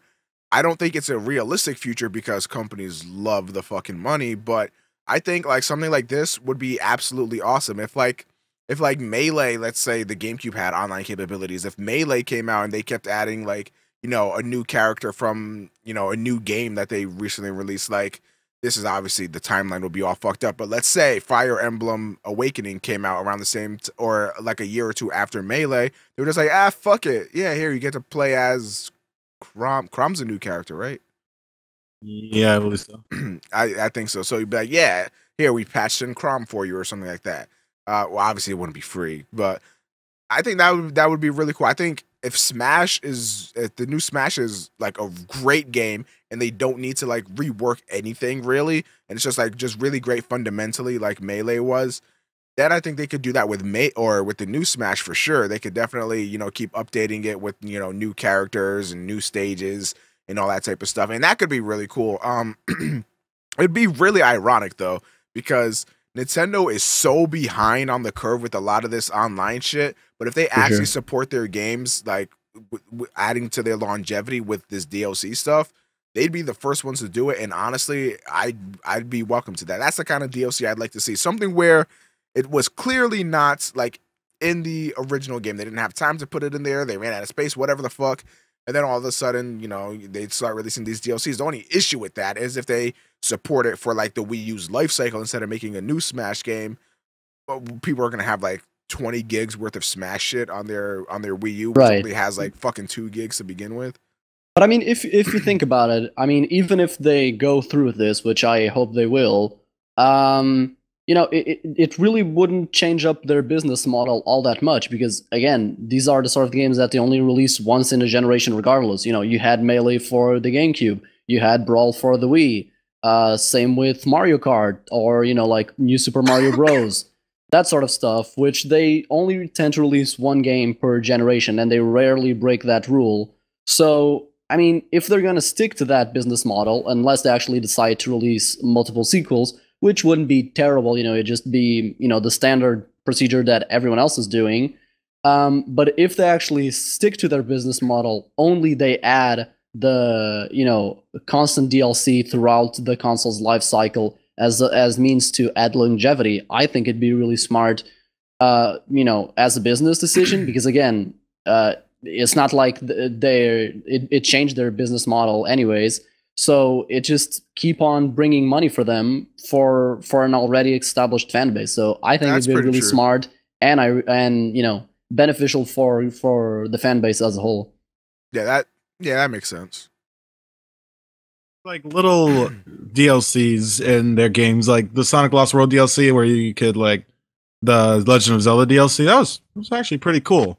It was free and it was like just a small thing. It was like a stage. Another thing too that they did was new Luigi Bros, which apparently made the game like a lot harder and stuff. Like I thought that was pretty cool as well. It was a little too steep of a price, granted, but I think there's the idea. Price. Yeah, it was $40 when it launched, but I think I think that was on retail. Because they had like the retail and the digital version, and the digital version was like $10 cheaper. Oh, I didn't know that. Yeah, I just know that I went to stores and I saw it for like $40, and I was like, well, that's kind of stupid. But I think the idea in general was actually really cool, and I'd be down for some more stuff. Let's Nintendo be innovators once again. Hopefully, one day, maybe. Who knows? Yeah, I think. Well, I mean, they're constantly innovators, just that people don't really buy it because it's occasionally just gimmicky. You mean you don't want to wave controllers around, dude? Come on, brother. just swing that controller around. All right, swing it as hard as you can. Smash with the Wiimote, though. All right, break. Yeah. Sure. All right, break. Yeah, that's how I'm gonna. I can't believe I almost died live on the podcast. Not live, but Not live. And you're still dying. I think I have another thing I just linked. I think I have water in my lungs. Yeah, I forgot about that. I actually had seen the article, but Capcom suing. Whoa, why? I know I saw an article, but I forgot what. Yeah. Infringement over 50. God damn. Interesting. How do you miss that? Like, how do you now just like, oh man, that's 50 about? Oh yeah, 50 games. These niggas are stealing 50 of well, I'll be damned. I'm like, Capcom. I was too busy worried about going bankrupt. Fucking bitches. Like I would have thought like at 10 games they'd have been like, okay, so something's fishy here. They're starting to make games that are really similar to ours. Should we file anything? Nah. One of the games was Samurai. What the fuck is Samurai War? I never heard of that. I think that's probably a spin-off of Dynasty Warriors. Not a spin-off, but a copy. That was on the PS2.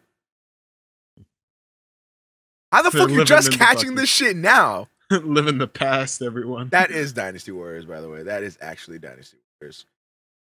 So I've seen that game a bunch of times. I always thought it was Dynasty Warriors too.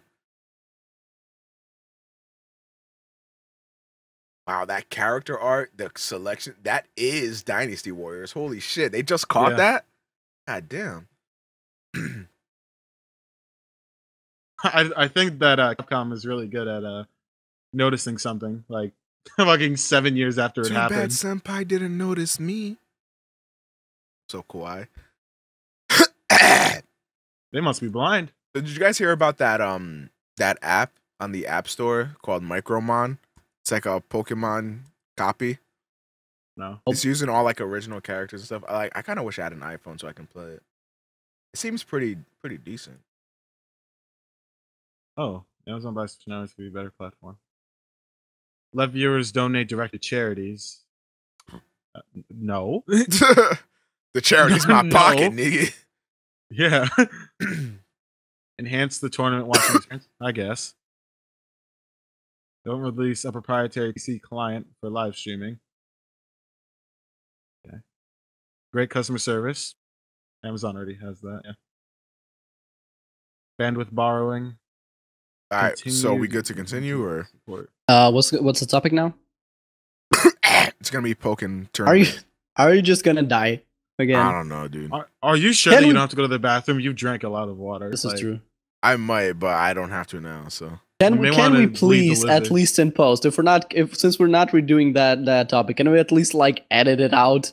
Have like some technical difficulties thing when you're like dying, and then just move Omega out. technical difficulties. Omega's currently Because dying. after you died, it's like Toastie's screen fails, and I actually start asking if we should redo the topic, which is pretty bad. we'll see. I think it'd be at least. If I remember. I think it'd If you be at least remember, funny right? if you're like just dying and then technical difficulties, and then we're just continuing. Yeah, So, that would be keep- funny. That would be. Keep it in mind. But Let me write it in my Evernote.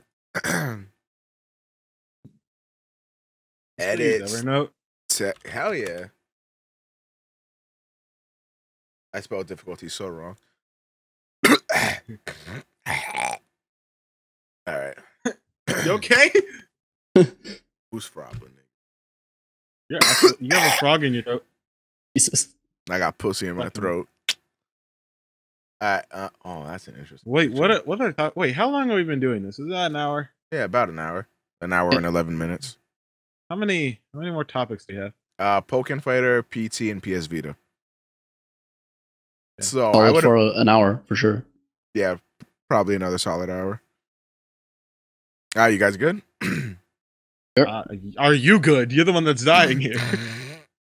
I should be. Why not? All right. So there is a new Pokemon game coming out, folks. And it is for the Wii U. Oh my God. Are we finally getting a 3D adventure game for the Wii U? Oh my God. Thank you, Game Freak and Nintendo Sama-kun Sama Senpai.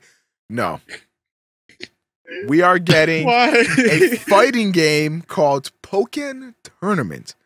And my initial impressions of this, my jaw was dropped when I was looking at this. It is fucking gorgeous. It is such a cool concept. The combos look amazing. The fighting looks fast and fluid. God damn, this game looks awesome. Why? Why are you crying? Oh yeah, why are you crying?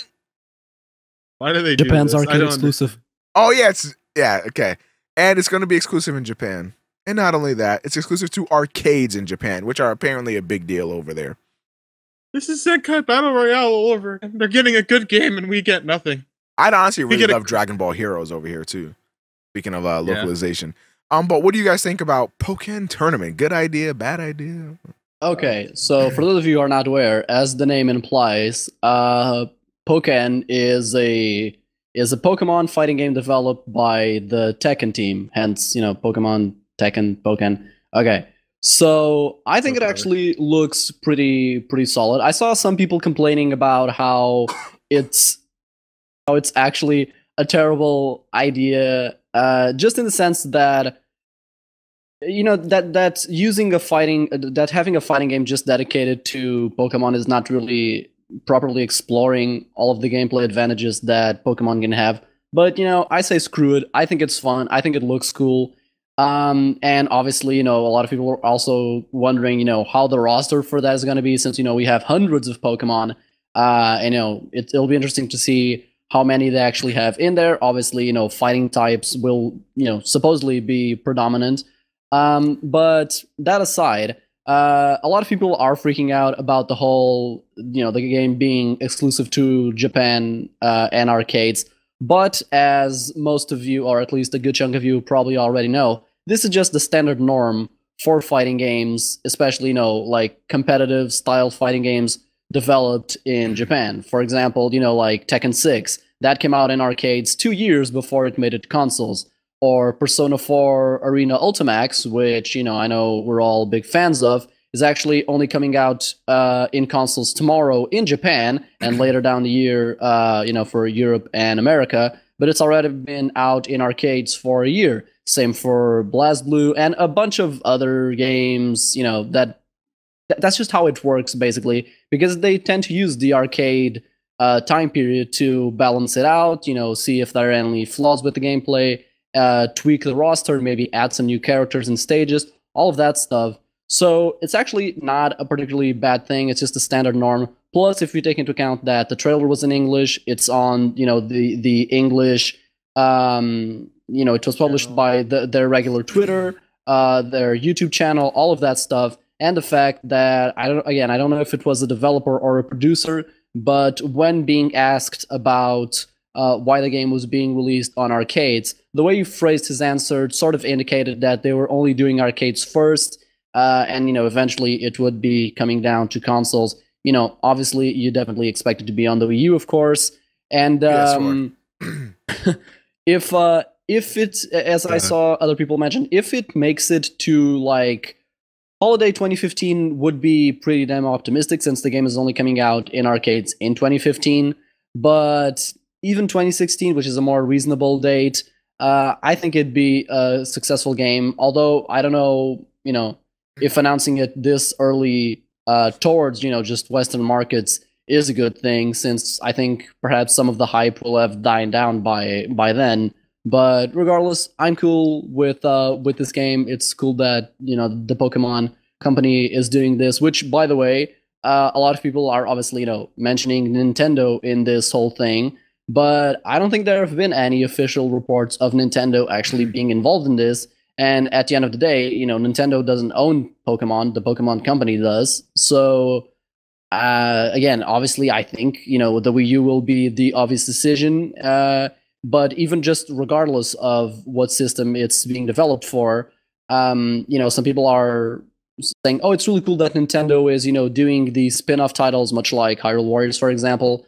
But Nintendo may not even be involved with this project, so we'll see. But looks cool, and I'm pumped for it regardless.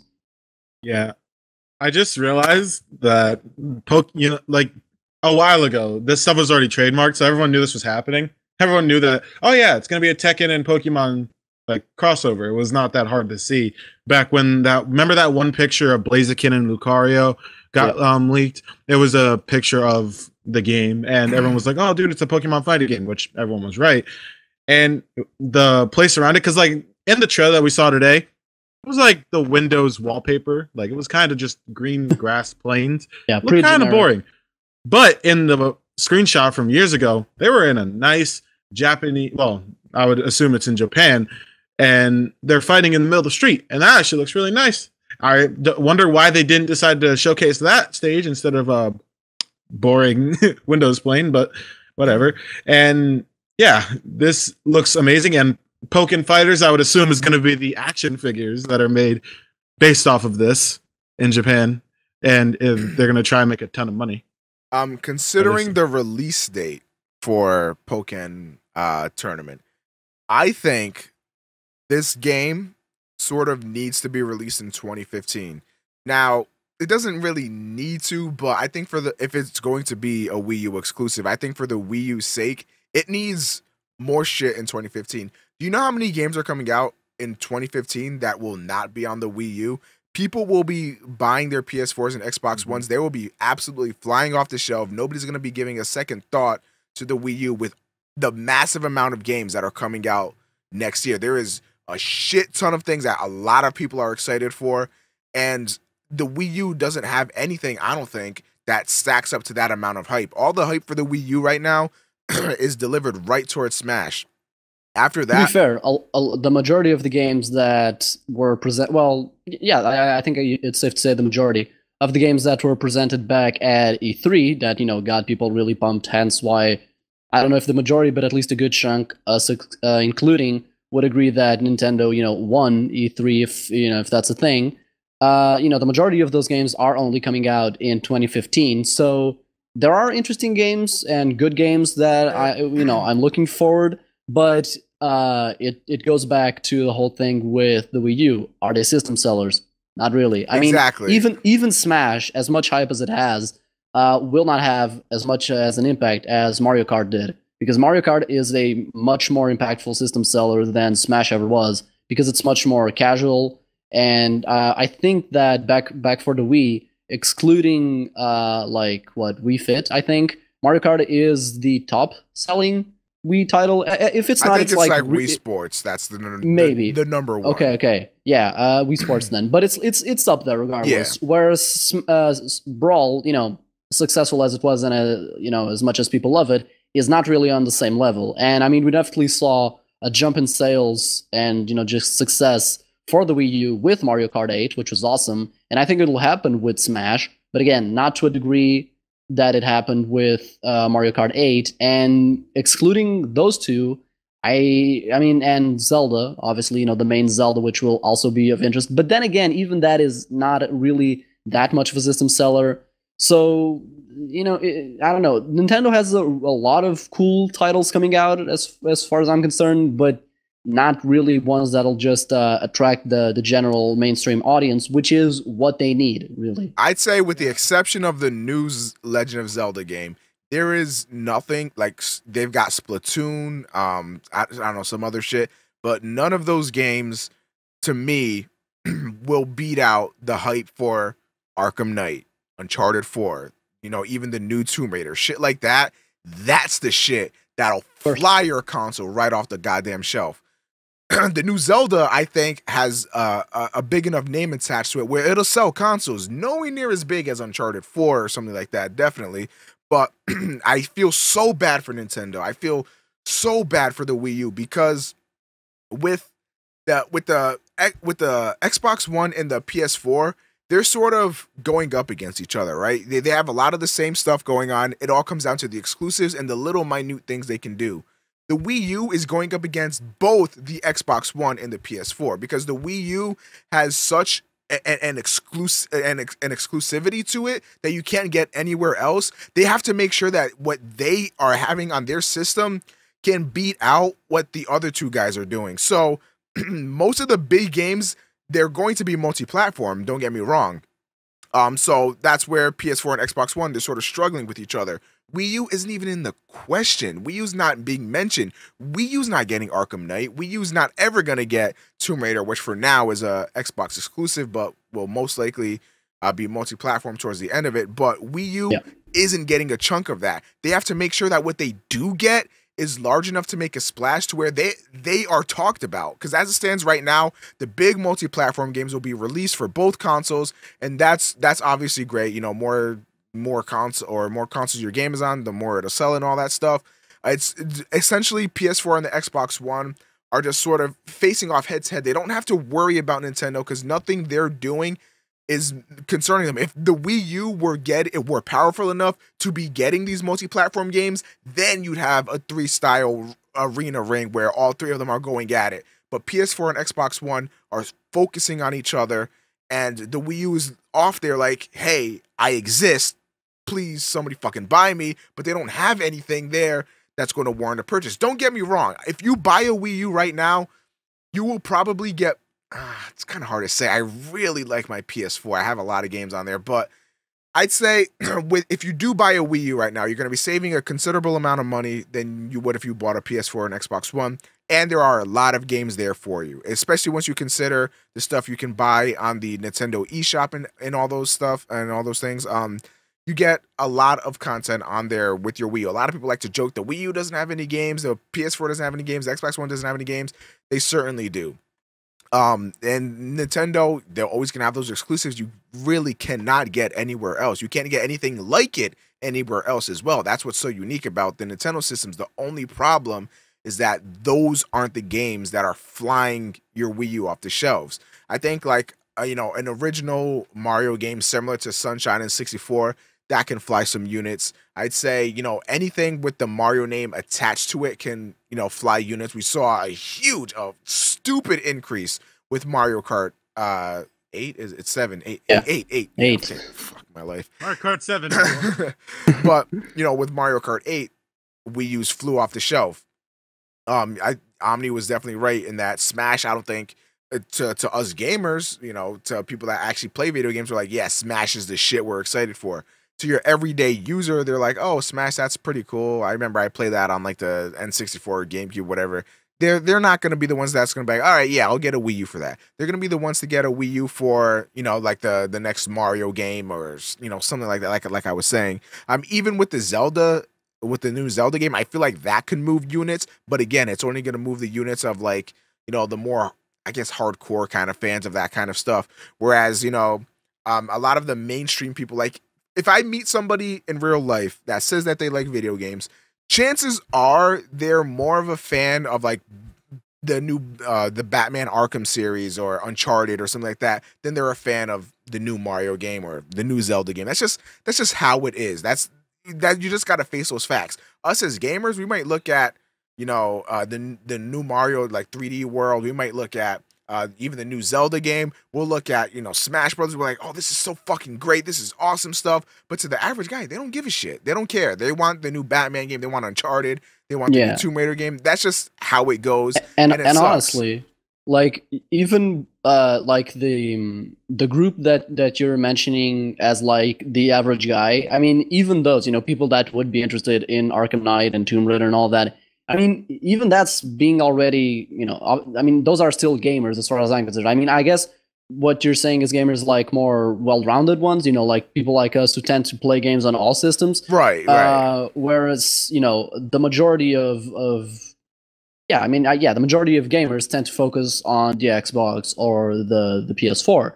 But like even for the completely, casual audience, the audience that Nintendo hit with the Wii, like the family market, which I mean, really the Xbox One and the PS4 don't really full on hit. I mean, the Wii was really rather unique in that sense. And the thing is, Nintendo with the Wii, as successful as it was, really damaged their reputation because, with the Wii, they made it so that gamers lost interest in Nintendo. Like again, the people that are more focused towards the Xbox and the PlayStation. Because I mean, the GameCube was still a pretty hardcore focused console, so to speak, and power wise, it was competing with the Xbox. The PS2 was obviously the weaker of the three, which was is ironic because it's but I mean, there's never really a relationship between the power and whatnot. I mean, again, the Wii was also the least powerful one, and it sold the most. Stuff like that's a constant. But I mean, the Wii was definitely the one that hurt their reputation the most towards gamers. But at the same time, with the Wii U, they didn't get the casual market that they originally got with the first Wii. And again, I think this really does come down to the naming. I mean, the naming of the Wii U it's honestly, I think, one of the major issues that hurt them. Because, I mean, by having Wii U, you're telling gamers that you're still sticking to the Wii, which they didn't like, but you're not being different enough to that the casual market think it's a different system. They just think it's a peripheral. And again, this is a really old topic that's been around since before the Wii U came out. So, I mean, it's not like we're saying anything new here. But again, it's such a minor detail, but one that if had been changed, I really think the Wii U would at least be in a better shape. I'm not saying they'd be like competing with the Xbox and the PS4, because I mean, Nintendo has been relying on exclusives since the N64. I mean, the SNES was really the last system where they were the focus of every publisher. Because I mean, even with N64 excluding a few here and there, they were already really relying on exclusives, and they know how to handle it. But I mean, at this point, I really can't think of a franchise or a game at all that would just catapult the Wii U sales. Like, I don't think there's anything out there that would really do it. I don't think so either. And going back to the Wii U's name, I think they should have taken what the Wii's original name was, which, if you guys remember, was the Nintendo Revolution. Right. That shit sounded hype. I remember the day I went into fucking GameStop, right? And I was asking the guy some questions. I was like, "Oh, something Nintendo Revolution," and he's like, "It's not called the Nintendo Revolution anymore." And I was just like, "What could possibly top that?" Yeah, like what? What are you talking about? And he's like, he looked down. He looked like ashamed, like almost embarrassed, and he was just like, "I'm not even gonna tell you." He handed me the Game Informer. The Nintendo Revolution's like the Wii now or something, and I was just like, I was still really young at this point, may I add, and I was just like, that is fucking stupid. Like, you went from the Nintendo Revolution, like, god damn, that's a statement, to Wii. Like, so honestly though, I mean, I don't think, like, I think Wii was a I'm not saying that like Nintendo Revolution isn't, cooler and whatnot, but I mean, Wii itself was a really great name, again, for what they were going for, because it's perfect for the casual market. the thing is, they shouldn't have repeated it. Like because again, it tells gamers that you're still sticking to the Wii, which they didn't like, and casuals just don't get that it's a different system. So the Wii U was the terrible name. Wii as a whole was actually a really smart naming decision. I'm not saying it's a great name, but I mean, it's catchy, it's short, it's like everyone can say it. It's just more accessible. Yeah, I guess to the Nintendo hardcore Revolution. gamer, it's not as cool as the Nintendo Revolution, but you are right for the market that they ended up grabbing and everything like that. Like, it just worked so well with everything. I don't know if that was necessarily their intention, but if it was, then, you know, the Wii definitely was a good name. It really did describe what it was all about at the end of the day. You know, we would like to play. You know, that was their huge marketing campaign. And that's another thing. The Wii's marketing campaign was fucking out of this world. The Wii U was terrible. The Wii U had zero marketing. I consider it zero marketing up until Mario Kart 8. And whoa, who knows, when you market shit, you sell it like hotcakes. Whoa. But yeah, like I hope Nintendo learned a lesson about that. And even if they can't recuperate the Wii U, I hope by the time the next generation comes around, they learned from their mistakes. They need to appeal to third parties, because third parties are the ones making some of the best games right now.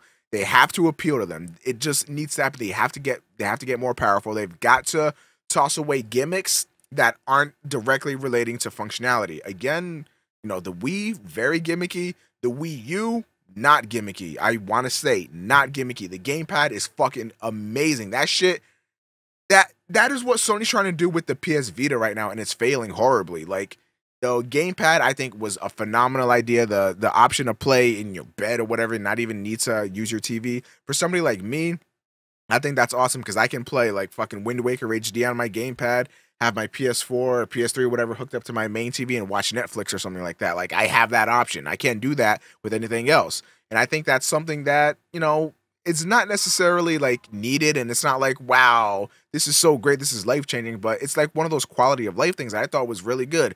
The Wii U's gamepad, while seemed like a gimmick at first, was actually really helpful and really useful, and I think it works great. And I would like to see something like that come out of Nintendo again, but they've got to up the hardware, and they've got to up the ante on, you know, they've got to let third-party developers know that they can develop for them without having to make constraints anymore. And until they do that, I don't think Nintendo will, or their Nintendo consoles will be anything more than just, you know, first party exclusives all the time. Well, I believe that it's also a problem with it. Like, third party developers have said this, that the Wii U is not easy to make a game for compared to like something like the Xbox or the PS3.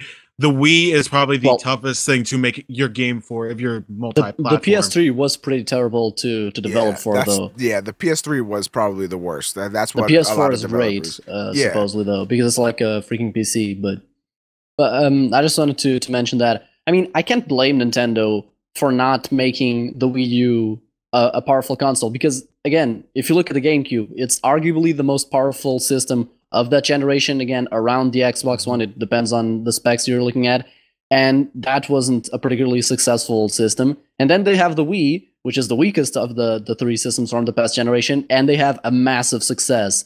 So I mean, you know, and again, it having the most powerful system doesn't translate to more sales necessarily. So I can see why Nintendo wouldn't do it. However, it's kind of a sad fact, but gamers really don't want innovation. I mean, you could also see that with the Xbox One, and I'm not one of those people that necessarily thinks that Microsoft should have stuck to the original policies they wanted for the Xbox One. I think an in-between term would have been good, because they had some really cool features, but at the same time, having the full online sort of thing, I don't think we're quite there yet. But I mean, at the end of the day, the Xbox One was going to be very innovative. It was going to do something different, whereas, taking all of that stuff away made the Xbox One just like the PS4. I mean, they're the same thing, except, the Xbox One is slightly less powerful, and then it just depends on exclusives. But really, gamers don't want innovation. They don't want, experimentation. they just want the same standard things, and they just want new games with better graphics. I'll tell you and why. all of that. I'll tell you why they don't want innovation. Third-party publishers focus on that because, I mean, it's the constant loop of, which obviously third-party developers will only invest in the system that are selling well, and then because the system is not getting third-party games, then it will sell even less, and it's just that constant loop, which not a great thing, but that's fact. I'll tell you why gamers don't want innovation. Okay, it's actually quite simple. Look at all the attempts at innovation in the gaming industry, and which of any of them have been good? I mean, it depends. I mean, if you think about that, I mean, then we'd still be stuck on PC. Like controllers, the innovation of analogs, dual analogs, like shoulder, but like all of it is innovation. And I mean, even motion controls and stuff like that, it is innovation and it has a place. And it's really cool that Nintendo did that. It just doesn't necessarily pay off. That's the thing with innovation. Like it's based on experimentation. A lot of it will fail. A lot of it, some of it will work out, I guess. And that's the thing. Gaming, you have to realize, everybody has to realize, is stupid young. Like, we are like one of the first generations, if not like the first or second generation, that's actually growing up with games being accepted, culturally. Like, it was before, you were a stupid nerd if you played video games or whatever, but now it's getting more accepted, and we are still like young as shit when it comes to this stuff. Like, this is like when movies first started coming out and all that bullshit. Like, there needs to be innovation, I think, for it to grow. The type of innovation that the game companies try to innovate, they're not doing it for the sake of growing gaming as a whole. They're doing it for money. And whether that was Nintendo's intention or not, I don't know what kind of fucking, quality assurance testers they fucking had, but the Wii, upon launch, the motion controls were garbage. A lot of people wanted to try them. A lot of people were excited about it, and that's what sold it. It was the whole motion control gimmick, and that's exactly what it was, a gimmick. There's a difference between innovations and gimmicks. Looking at the Xbox One, it was trying to innovate. It was trying to go full-on online, and I really do believe that at the end of the day, when everything's considered, when we're looking back on this 10 years from now, we will say the same thing we said about the Sega Dreamcast. It was simply ahead of its time. If it had come out a little bit later with, more power, people would have been all over that shit. Honestly, my opinions have changed dramatically. So I talked about this in the last episode, so I'll go over it, really quickly. But when the Xbox One first came out, when they were talking about all this digital bullshit, I was like, no, physical all the way. Fuck you, go die in a fucking ditch, you stupid bitch. Nice. Now, every game I've purchased in the last 4 months has been digital. I haven't purchased a single physical copy of a video game, and there may have been like some few here or there or whatever. Like, I'm trying to think, whatever. I'm not gonna waste time thinking about it. But like, I just fucking bought Diablo 3 and Metro Redux on the PS4, and I just like, it's just so much more convenient, and it's crazy how much my opinion changed in the matter of a short year or a year and a half, whatever. And I just really do feel like Microsoft was a little bit ahead of the curve on that. But even when you take that away, a lot of the DRM stuff they were doing, the Kinect requiring to be on, all that stuff, that was bad innovation. I don't care what you say. The Kinect takes 10% of the Xbox One's power, which is just stupid. Like, nobody even wants to use the Kinect in the first place. You tried the Kinect. The technology is cool and it's useful, but it's not practical. That's not something that people are going to sit there and use all the time. It's just the innovation they're trying to go for is stuff that's going to be gimmicky, that's going to be cool. People are like, oh, I want to try that out. So they're going to buy it, and then they're going to realize it's fucking shit 2 days later. And that's what happened with the Wii, and that's why the Wii U is in the predicament it's in now. Not to say that if it wasn't for the whole gimmick thing, the Wii U would be all of a sudden in the runnings with the Xbox One and PS4, because even still, it probably would not have been, but that bad taste that you left into the gamer's mouth certainly did not help your cause in the slightest. Right. Wanted to say like two things. One is that you mentioned like how young we are as an industry and how, it's similar to how film was. And I actually read this on an article. I don't know what it was about, or regardless, I saw something that it was basically that film only got really financially big, many years, like decades into like film had been established, and it was basically when they were really nailing it. Like, okay, now we know what we're doing, basically. Right. Whereas gaming, is still only, I mean, of course, it's been around for a long time at this point, but I mean, it's still very young in comparison, and it's already arguably the dominant, the dominant market. It's Sure. bigger than music, TV, television. Like, it's an incredibly big market financially, but it's still really young. And what this means is that that it hurts experimentation, because it means that publishers will only like focus on games that they know will be profitable, and the very few publishers are willing to take risks. And risks, again, goes true. back to innovation and experimentation. Risks lead to innovation. I mean, as many as, there will be failed products, of course, down the line, but there will be great products as well.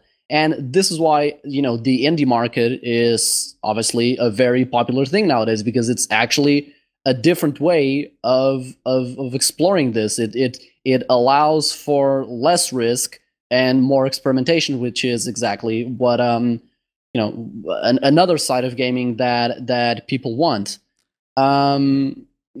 So, I guess that's it. It's just that publishers are not willing to take risks on something that's not going to be financially profitable.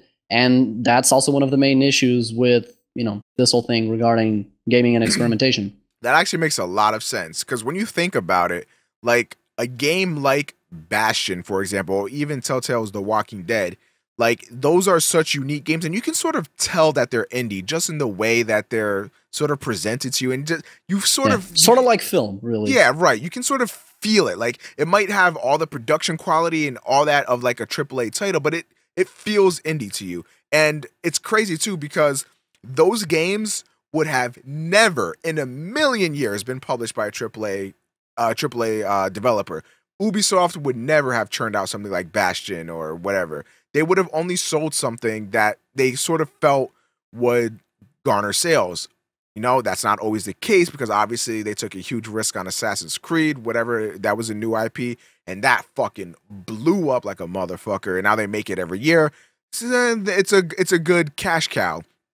And a company like Ubisoft is another one to take note of, because what Ubisoft is doing with their money, albeit they have some shoddy business practices, and Uplay is honestly cancerous. It is the worst service of all time.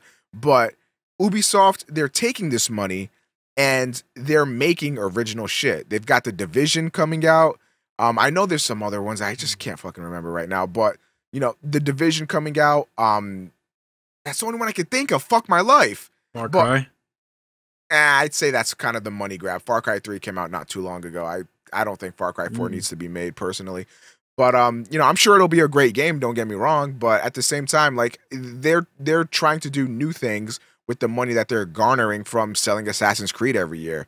So, although even then, like, the projects that they're focusing on, you can tell they're projects that will almost certainly be profitable. Like something like The Division, it's much more easier to garner interest for that over something like Bastion or Transistor or whatever. Exactly. And again, it goes back to the risk, because since those games have smaller budgets, they don't need to sell as many copies. They don't need to make as much. Not necessarily make as much profit, but they don't need to sell as much to make profit, which is, obviously what they need. And then, comparing like these indie projects, you have stuff like GTA 5, which is the second biggest production thing ever, like of any medium. The only thing above it is like the third Pirates of the Caribbean.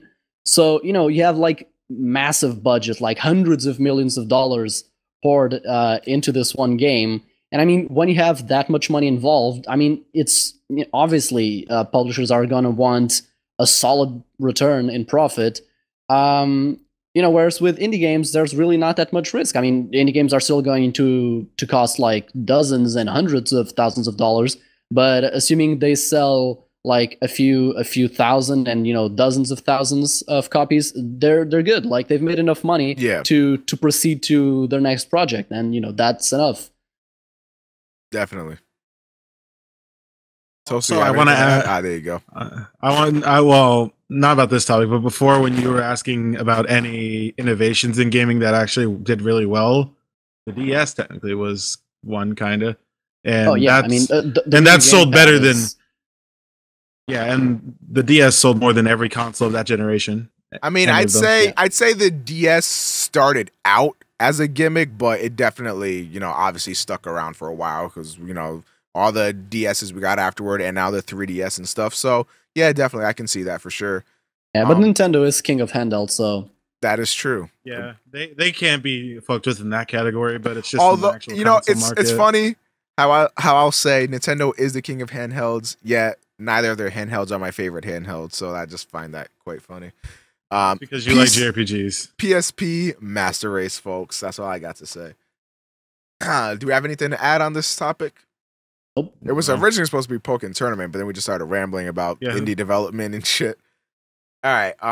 The next topic is PT, the Silent Hills teaser. PT stands for Playable Teaser, and this is actually a game being developed or being led by Hideo Kojima and Guillermo del Toro. I always feel like I say that wrong, but yes.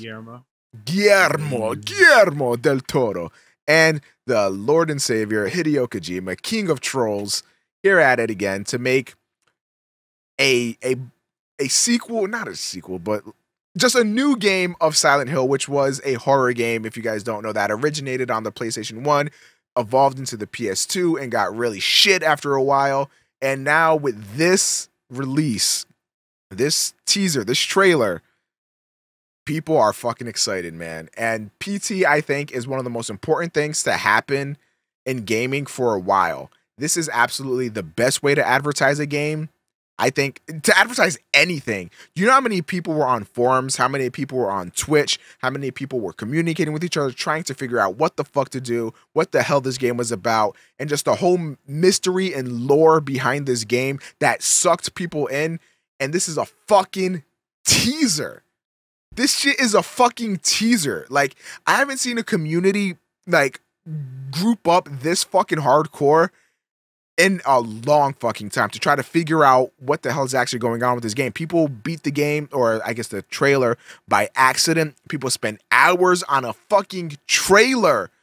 Hours on a trailer for a video game, just trying to figure out what to do. And eventually, after a week or so, the whole sequence got cracked. People finally figured it out, and I mean, it got like Kojima wanted it to be, was expecting it to last for a week, but they actually cracked it down in like within 24 hours, which actually really surprised me. That's not that Hideo Kojima. I mean, they got did the say ending that. anyways. Yeah, I mean, right. They got the final. Yeah, they got the ending in 24 hours. Didn't figure it out for necessarily a week. Figured out exactly what to do to get it 100% of the time, and Hideo Kojima, the motherfucking troll that he is, designed that shit to happen like that. He wanted people to come together. He wanted all this talk about the game, and it fucking worked. Everybody's talking about Silent Hills. Everybody was talking about PT for weeks, and I don't know if any of you guys played it. You guys probably didn't. You guys don't have PS4s, but I'm sure you've heard about it, watched videos or whatever. Yeah.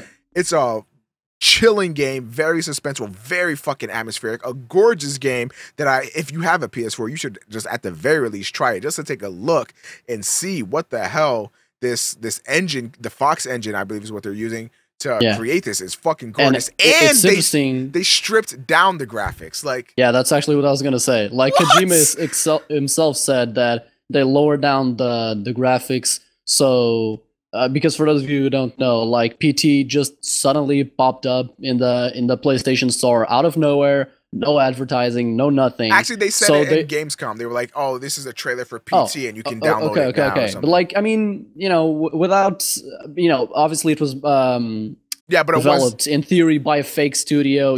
Stuff that Kojima is well accustomed with.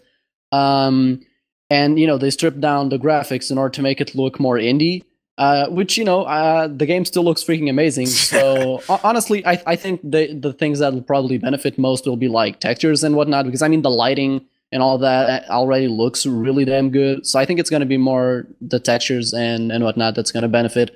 But regardless, I mean, the game looks really good. It's super atmospheric. And I mean, it's funny because on the last podcast we were obviously talking about horror games and how we'd want a bigger focus on survival horror, and obviously then this came out, so it just confirms us as prophets, really. That's true. That is very true. And I mean, again, I didn't play the game, but I saw the walkthrough, and I mean, again, I'm not a fan of anything horror. But it was really goddamn scary. Like it was awesome. Yeah, because it's super atmospheric, and it doesn't really rely on jump scares. There's one here and there, but I mean, it's really more built on the creepiness. Again, the whole atmosphere, and similarly to like the original Resident Evils, where we discussed this previously. How in those games, due to like the locked camera, you'd feel like really claustrophobic because you wouldn't know what to expect as soon as you turn down the hallways. So, and this basically is that just turned up a notch because it's in first person, so you're really in there, and it's super claustrophobic. Just these tiny halls, just a sequence of them, and you really don't know. Like every time you go around the hall, you just don't know what to expect. And I think it's really cool that they did this, how they handled it. Just a perfect way to handle a demo, which is something that most publishers are sort of afraid of because it's statistically proven that demos actually lower sales. But it's really cool to see them going for it, because anytime a publisher releases a demo, again, taking into account this statistic, it only showcases how they're actually proud and confident in their game. Yeah.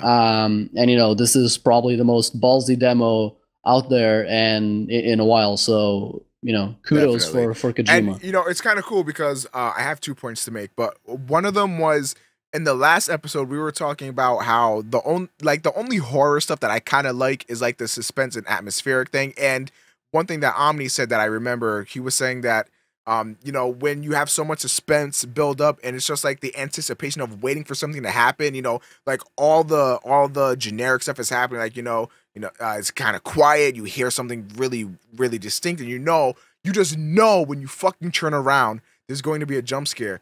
You turn around in PT and nothing happens, and you're just like, what the fuck was that sound there? Like, what is tormenting me? It's torment. It's not horror.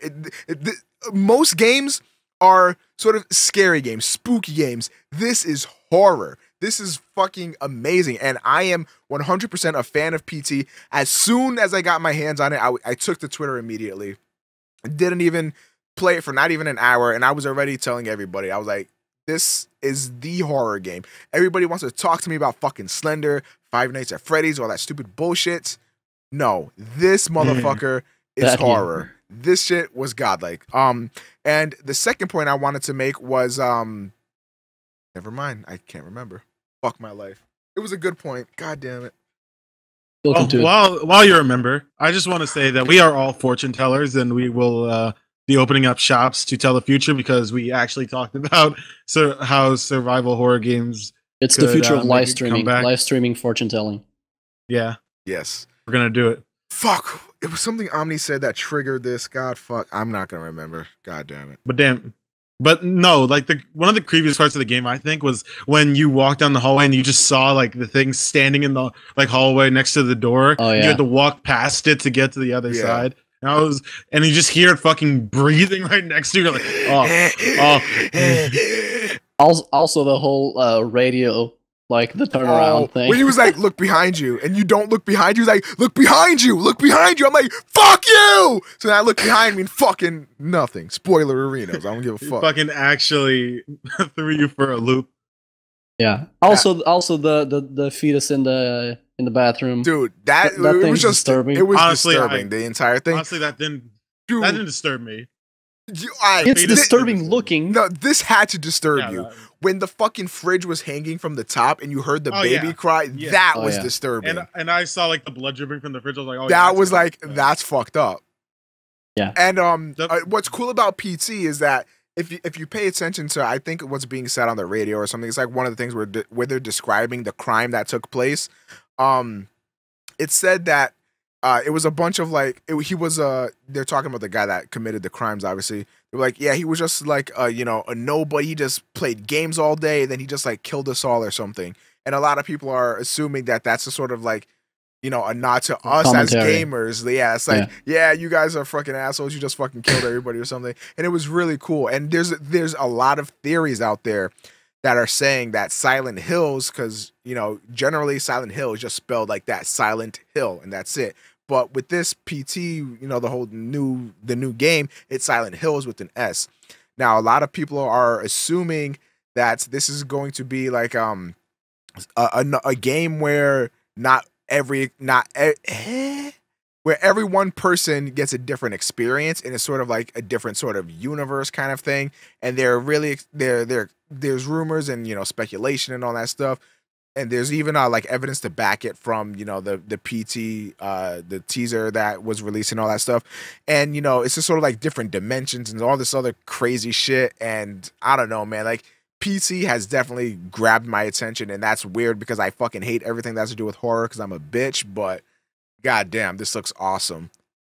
Yeah, it has the whole randomness thing going to it because again, even now, I mean, it seems that some people have like found ways to get to the ending of the teaser, because again, for those of you who don't know, which I doubt, like it basically, in order to actually reach the end of the teaser, which at the point you get like a cutscene which reveals that the whole demo was related to this upcoming game, Silent Hills. You have to do a bunch of things, this puzzle of sorts in a certain sequence.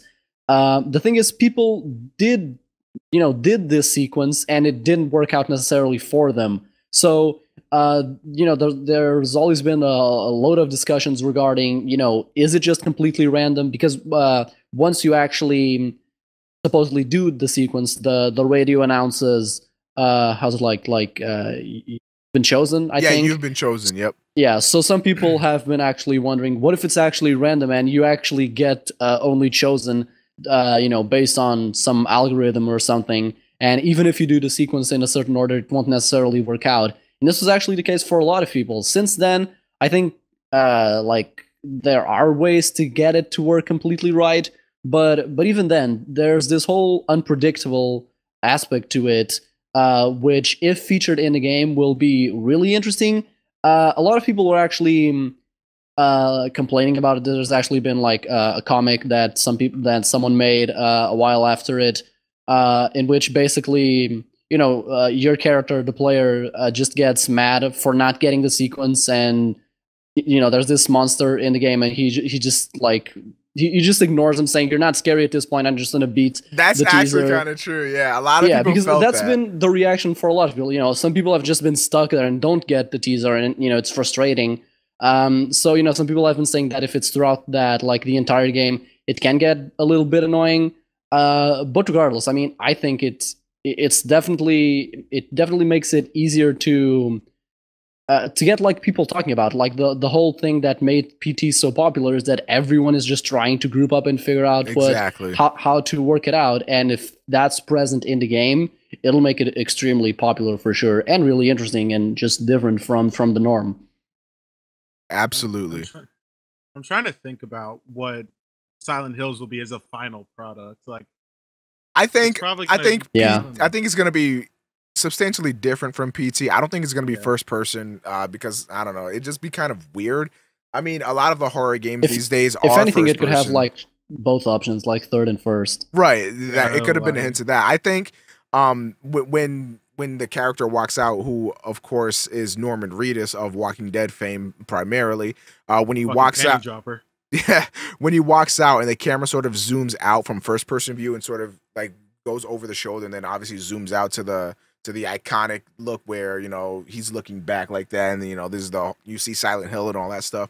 I think that was sort of I thought it was sort of like telling you that, hey, there's gonna be like third person or something. I don't know. It could be really anything. It could have just been simply for the cinematic, and it's going to be completely first person. But for me, Right. it would seem kind of weird to have such a star face like that. Yeah, Norman and, Reedus. Yeah, and have it be first person. I would imagine you would have that be third person, so it's like, oh yeah, I'm playing as motherfucking Norman Reedus. Like, I think that Plus, would be since cool. that's how it worked for previous Silent Hill games. Not that Exactly. necessarily they have to follow that, but it's sort of expected.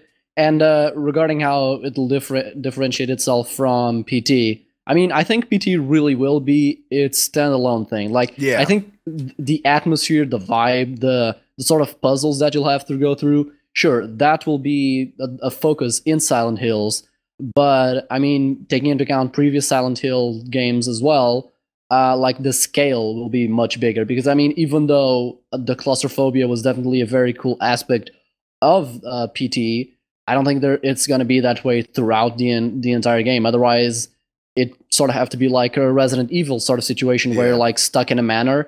Whereas in other games, you get to explore the whole city. I mean, so maybe they will He have was the walking through the claustrophobia city, for so- buildings. But I mean, I think you'll still be able to I explore don't know. the city I itself. don't know about that because in the older Silent Hill games, it was unique because you were sort of exploring a city, but at the same time, it made you feel claustrophobic because the way the fog was set Sure. up was sort of like it sort of gave you a Resident Evil atmosphere where you couldn't really see anything anyway. So it's still like, even though you were technically in this large city or in a large building, whatever, with the way the fog set in and all that stuff, it made it to where you Yeah. couldn't even see what was in front of you. So it still held that same atmosphere without the use of these tight ass corridors or something like that. So it could be done that way. But again, this game is probably a few years out anyway, so who's to really say?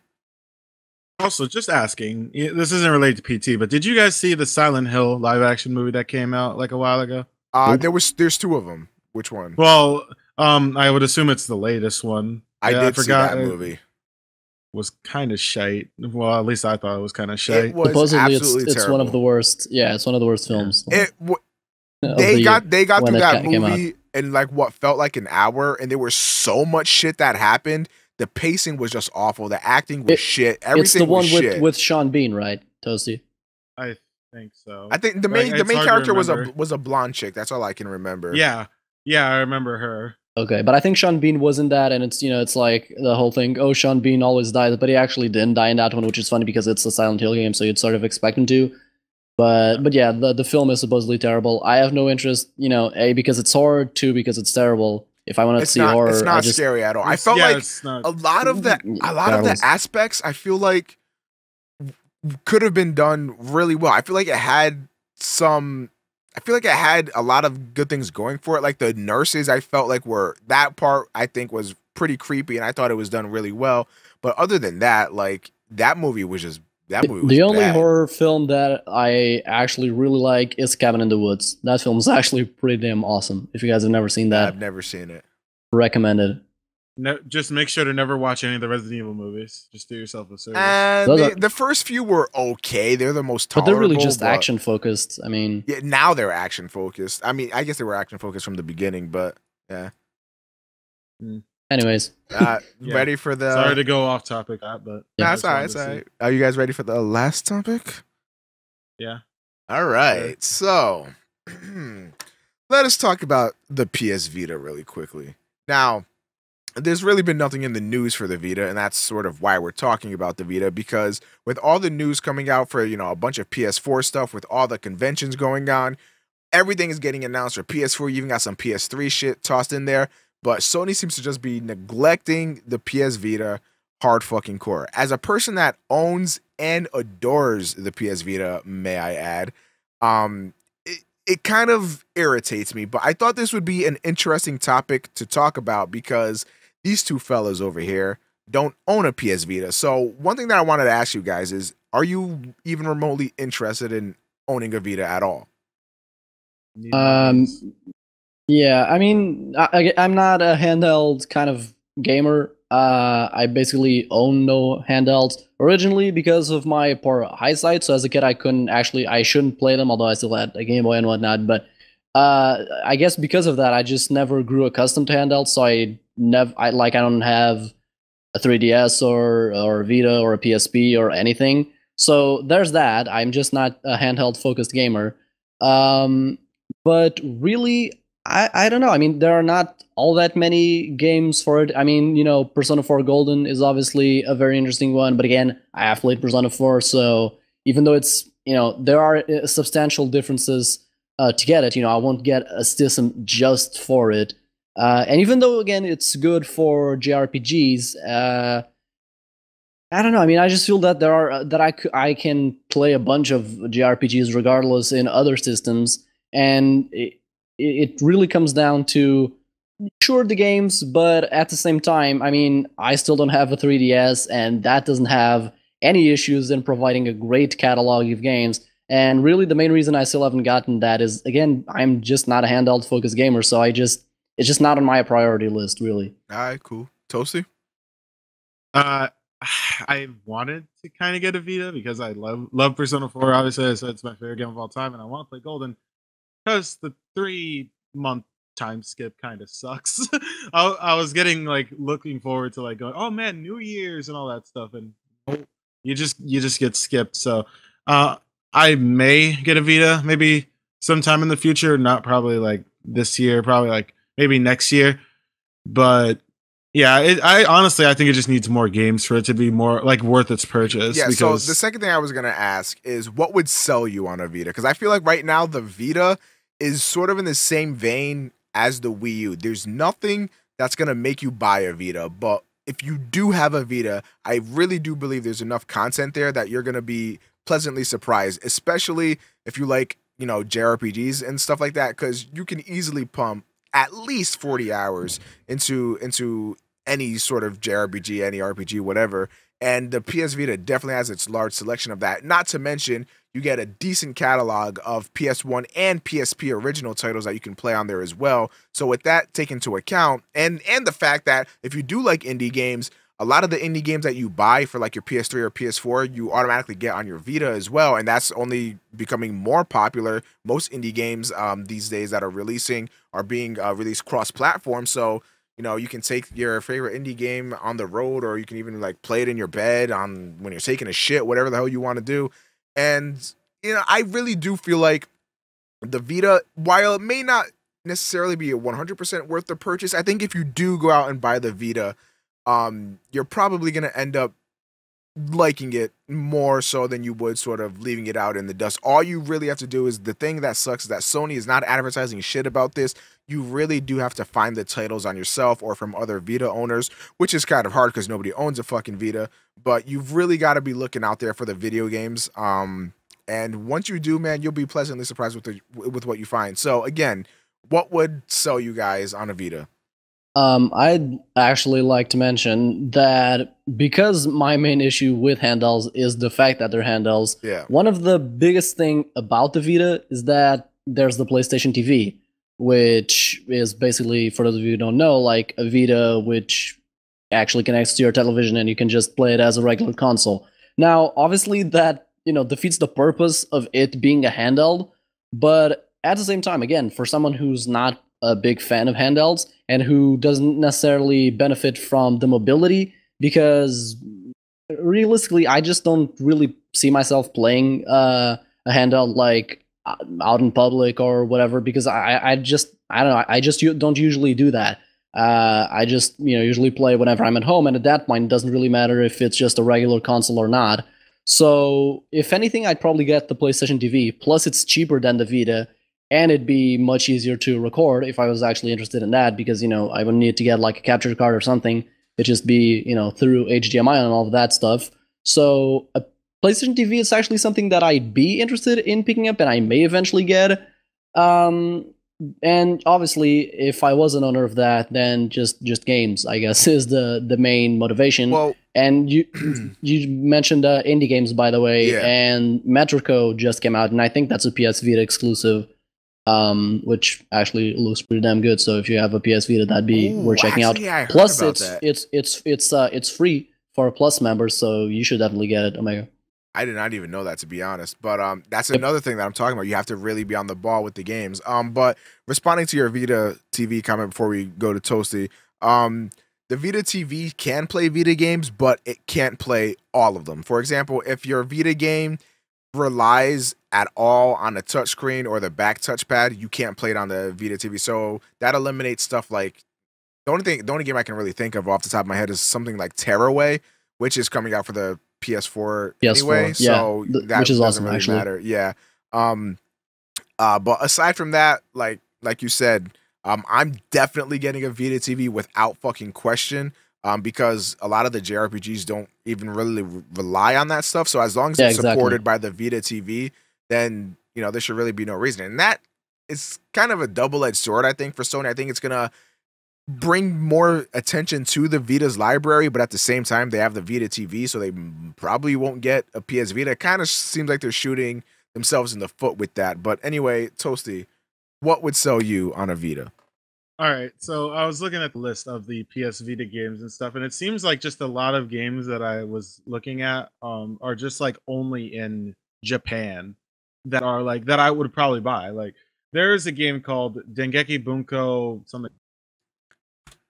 It's like a 2D game that includes like most anime characters that are in visual novels, sort of like I know Sword Art Online characters are in there, and a bunch of other visual novel anime characters, and it looks pretty fun, but it's only in Japan. And there are quite a few other ones here that are only in Japan that I would buy if they were available here, but there are a lot of good games that are available here. Like Dragon's Crown, I never got to play that, and probably would want to play that.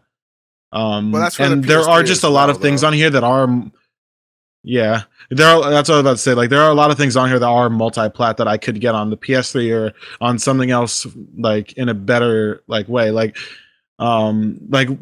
the amount of exclusives that the PS Vita has doesn't seem like there's a ton of them. Danganronpa is something that I'd probably want to try out because I hear a lot of good things about it.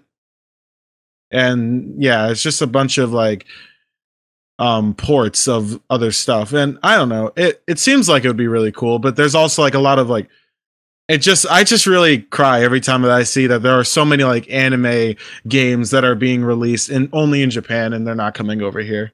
There's and actually there are like one a lot game. Of them. There's one game. There's a Fate game, Omni, Fate Hollow and Fate Stay Night or whatever. I'm trying to find it right now, but there's a game. I have to move to Japan now. There's a game for the PS Vita that is out in Japan, and it's being localized to America. And god damn it, I can't find it.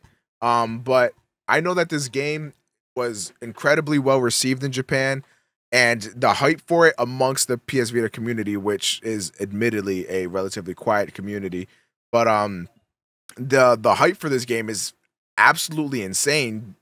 Oh god, I really need to find it. But so I can tell you what it's called, and I even forgot what it's even about. But the story is supposed to be really, really good. I believe the gameplay, I want to say they said it was something like a Monster Hunter, but not to that scale. So it's like a Japanese role-playing game kind of, and Monster Hunter mixed into one.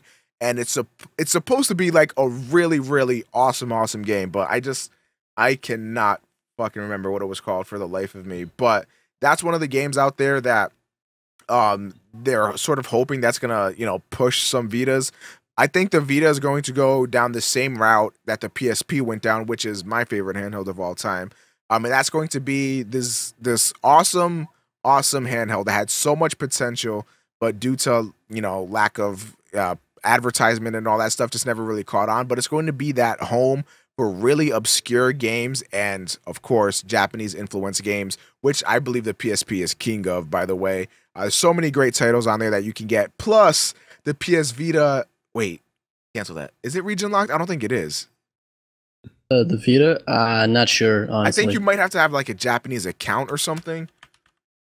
Oh, right. I mean, if it's like the PS3, you can always download through the Japanese account. Yeah. As you are well aware of, Omega, because apparently people were tweeting that at you.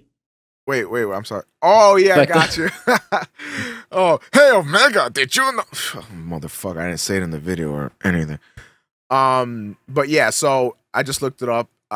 Any physical game that you import will play on your Vita. So there's that. Obviously, the text will be in Japanese. However, there are actually some Vita games. Like I know the Sword Art Online game that just came out officially in English. This still has Japanese voices, but it came out on the PSN store and everything. That game was actually available for import, and it wasn't all Japanese. It had all English text and everything, and you could play the game just fine. They translated it and everything. Just it would have Japanese voice acting. So there's that. I think the Vita is again a really awesome handheld.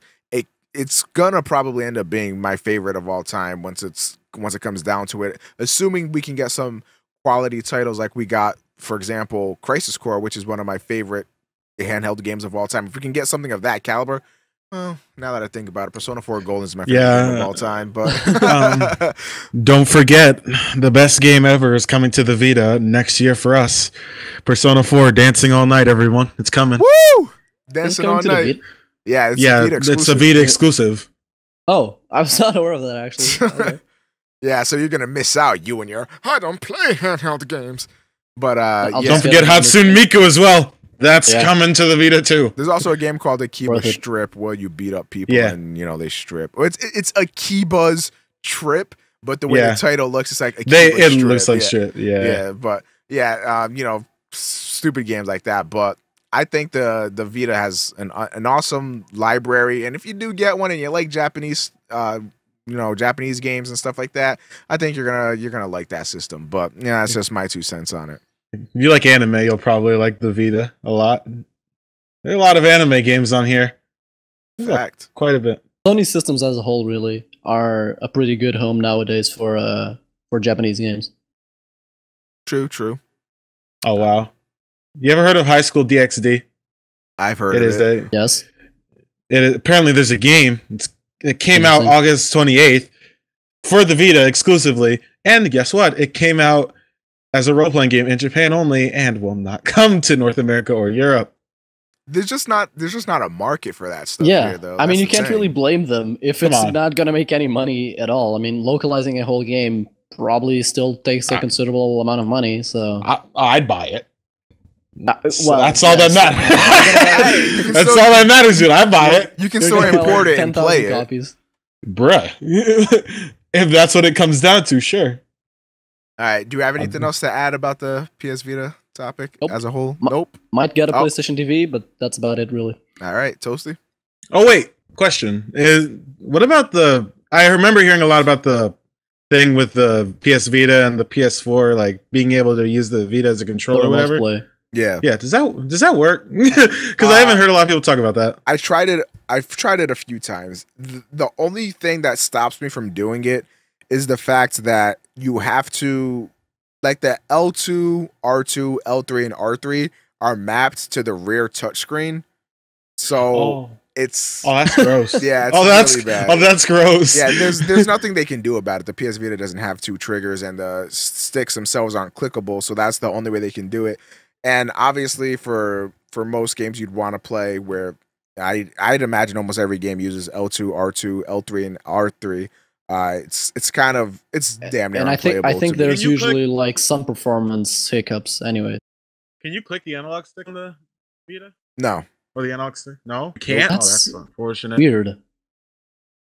I mean, I don't know how hard it'd be to implement. Like, I mean, if they wanted to keep it a slim form factor, which the PS Vita is stupidly slim considering all the stuff it has. But even then, just like clicking in the analogs doesn't seem like it occupies as much space as like double triggers. Sure, that's an obvious one, and that make it really bulky. But like, I mean, I'm not a schooler, so I don't know. Who knows, man? But are we ready to wrap this up, or you guys got some other stuff to say? I'm ready. Puyo Tetris. All right. Ladies and gentlemen, this has been Omega Pro coming at you live with the New Game Plus podcast. I hope you all enjoyed. We are the gods. Everything we say will become true, as we found out on this episode. So I'm going to dish the mic over to my 2 co-hosts so they can say their pieces. You didn't go to the bathroom once during this entire podcast. I'm proud of you. I did drink an unhealthy amount of water, but that's besides the point. This is an interesting note to leave on, but Okay, well, later, everyone. Thank you for watching this, I suppose, especially if you saw the whole thing. I know we're extremely interesting, and hopefully you'll be here on the next one. So, yay. Yeah. See you guys later. Also, if I don't show up next week, it's because FedEx decided to leave the box that was supposed to have my PS3 in it at my door, and it was actually a bomb. Well, So just know that. They are a terrorist possible. organization, after all. We've all known this. Just search up FedEx on my channel. You'll be greeted with an awesome video. But yes, we all hope you enjoyed, of course. We all hope that you surely do not die, so that way you can watch the next episode. But if you do die at any point during this video, rest in peace. We bless your souls. Rip. Rip indeed. Thank you for watching, ladies and gentlemen. If you enjoy this video, leave a like, rating, comment anything you want to comment about in the comment section down below. And as always, this has been Omega Pro, gracing you with his sexy voice, face, and his friends. All right, bye!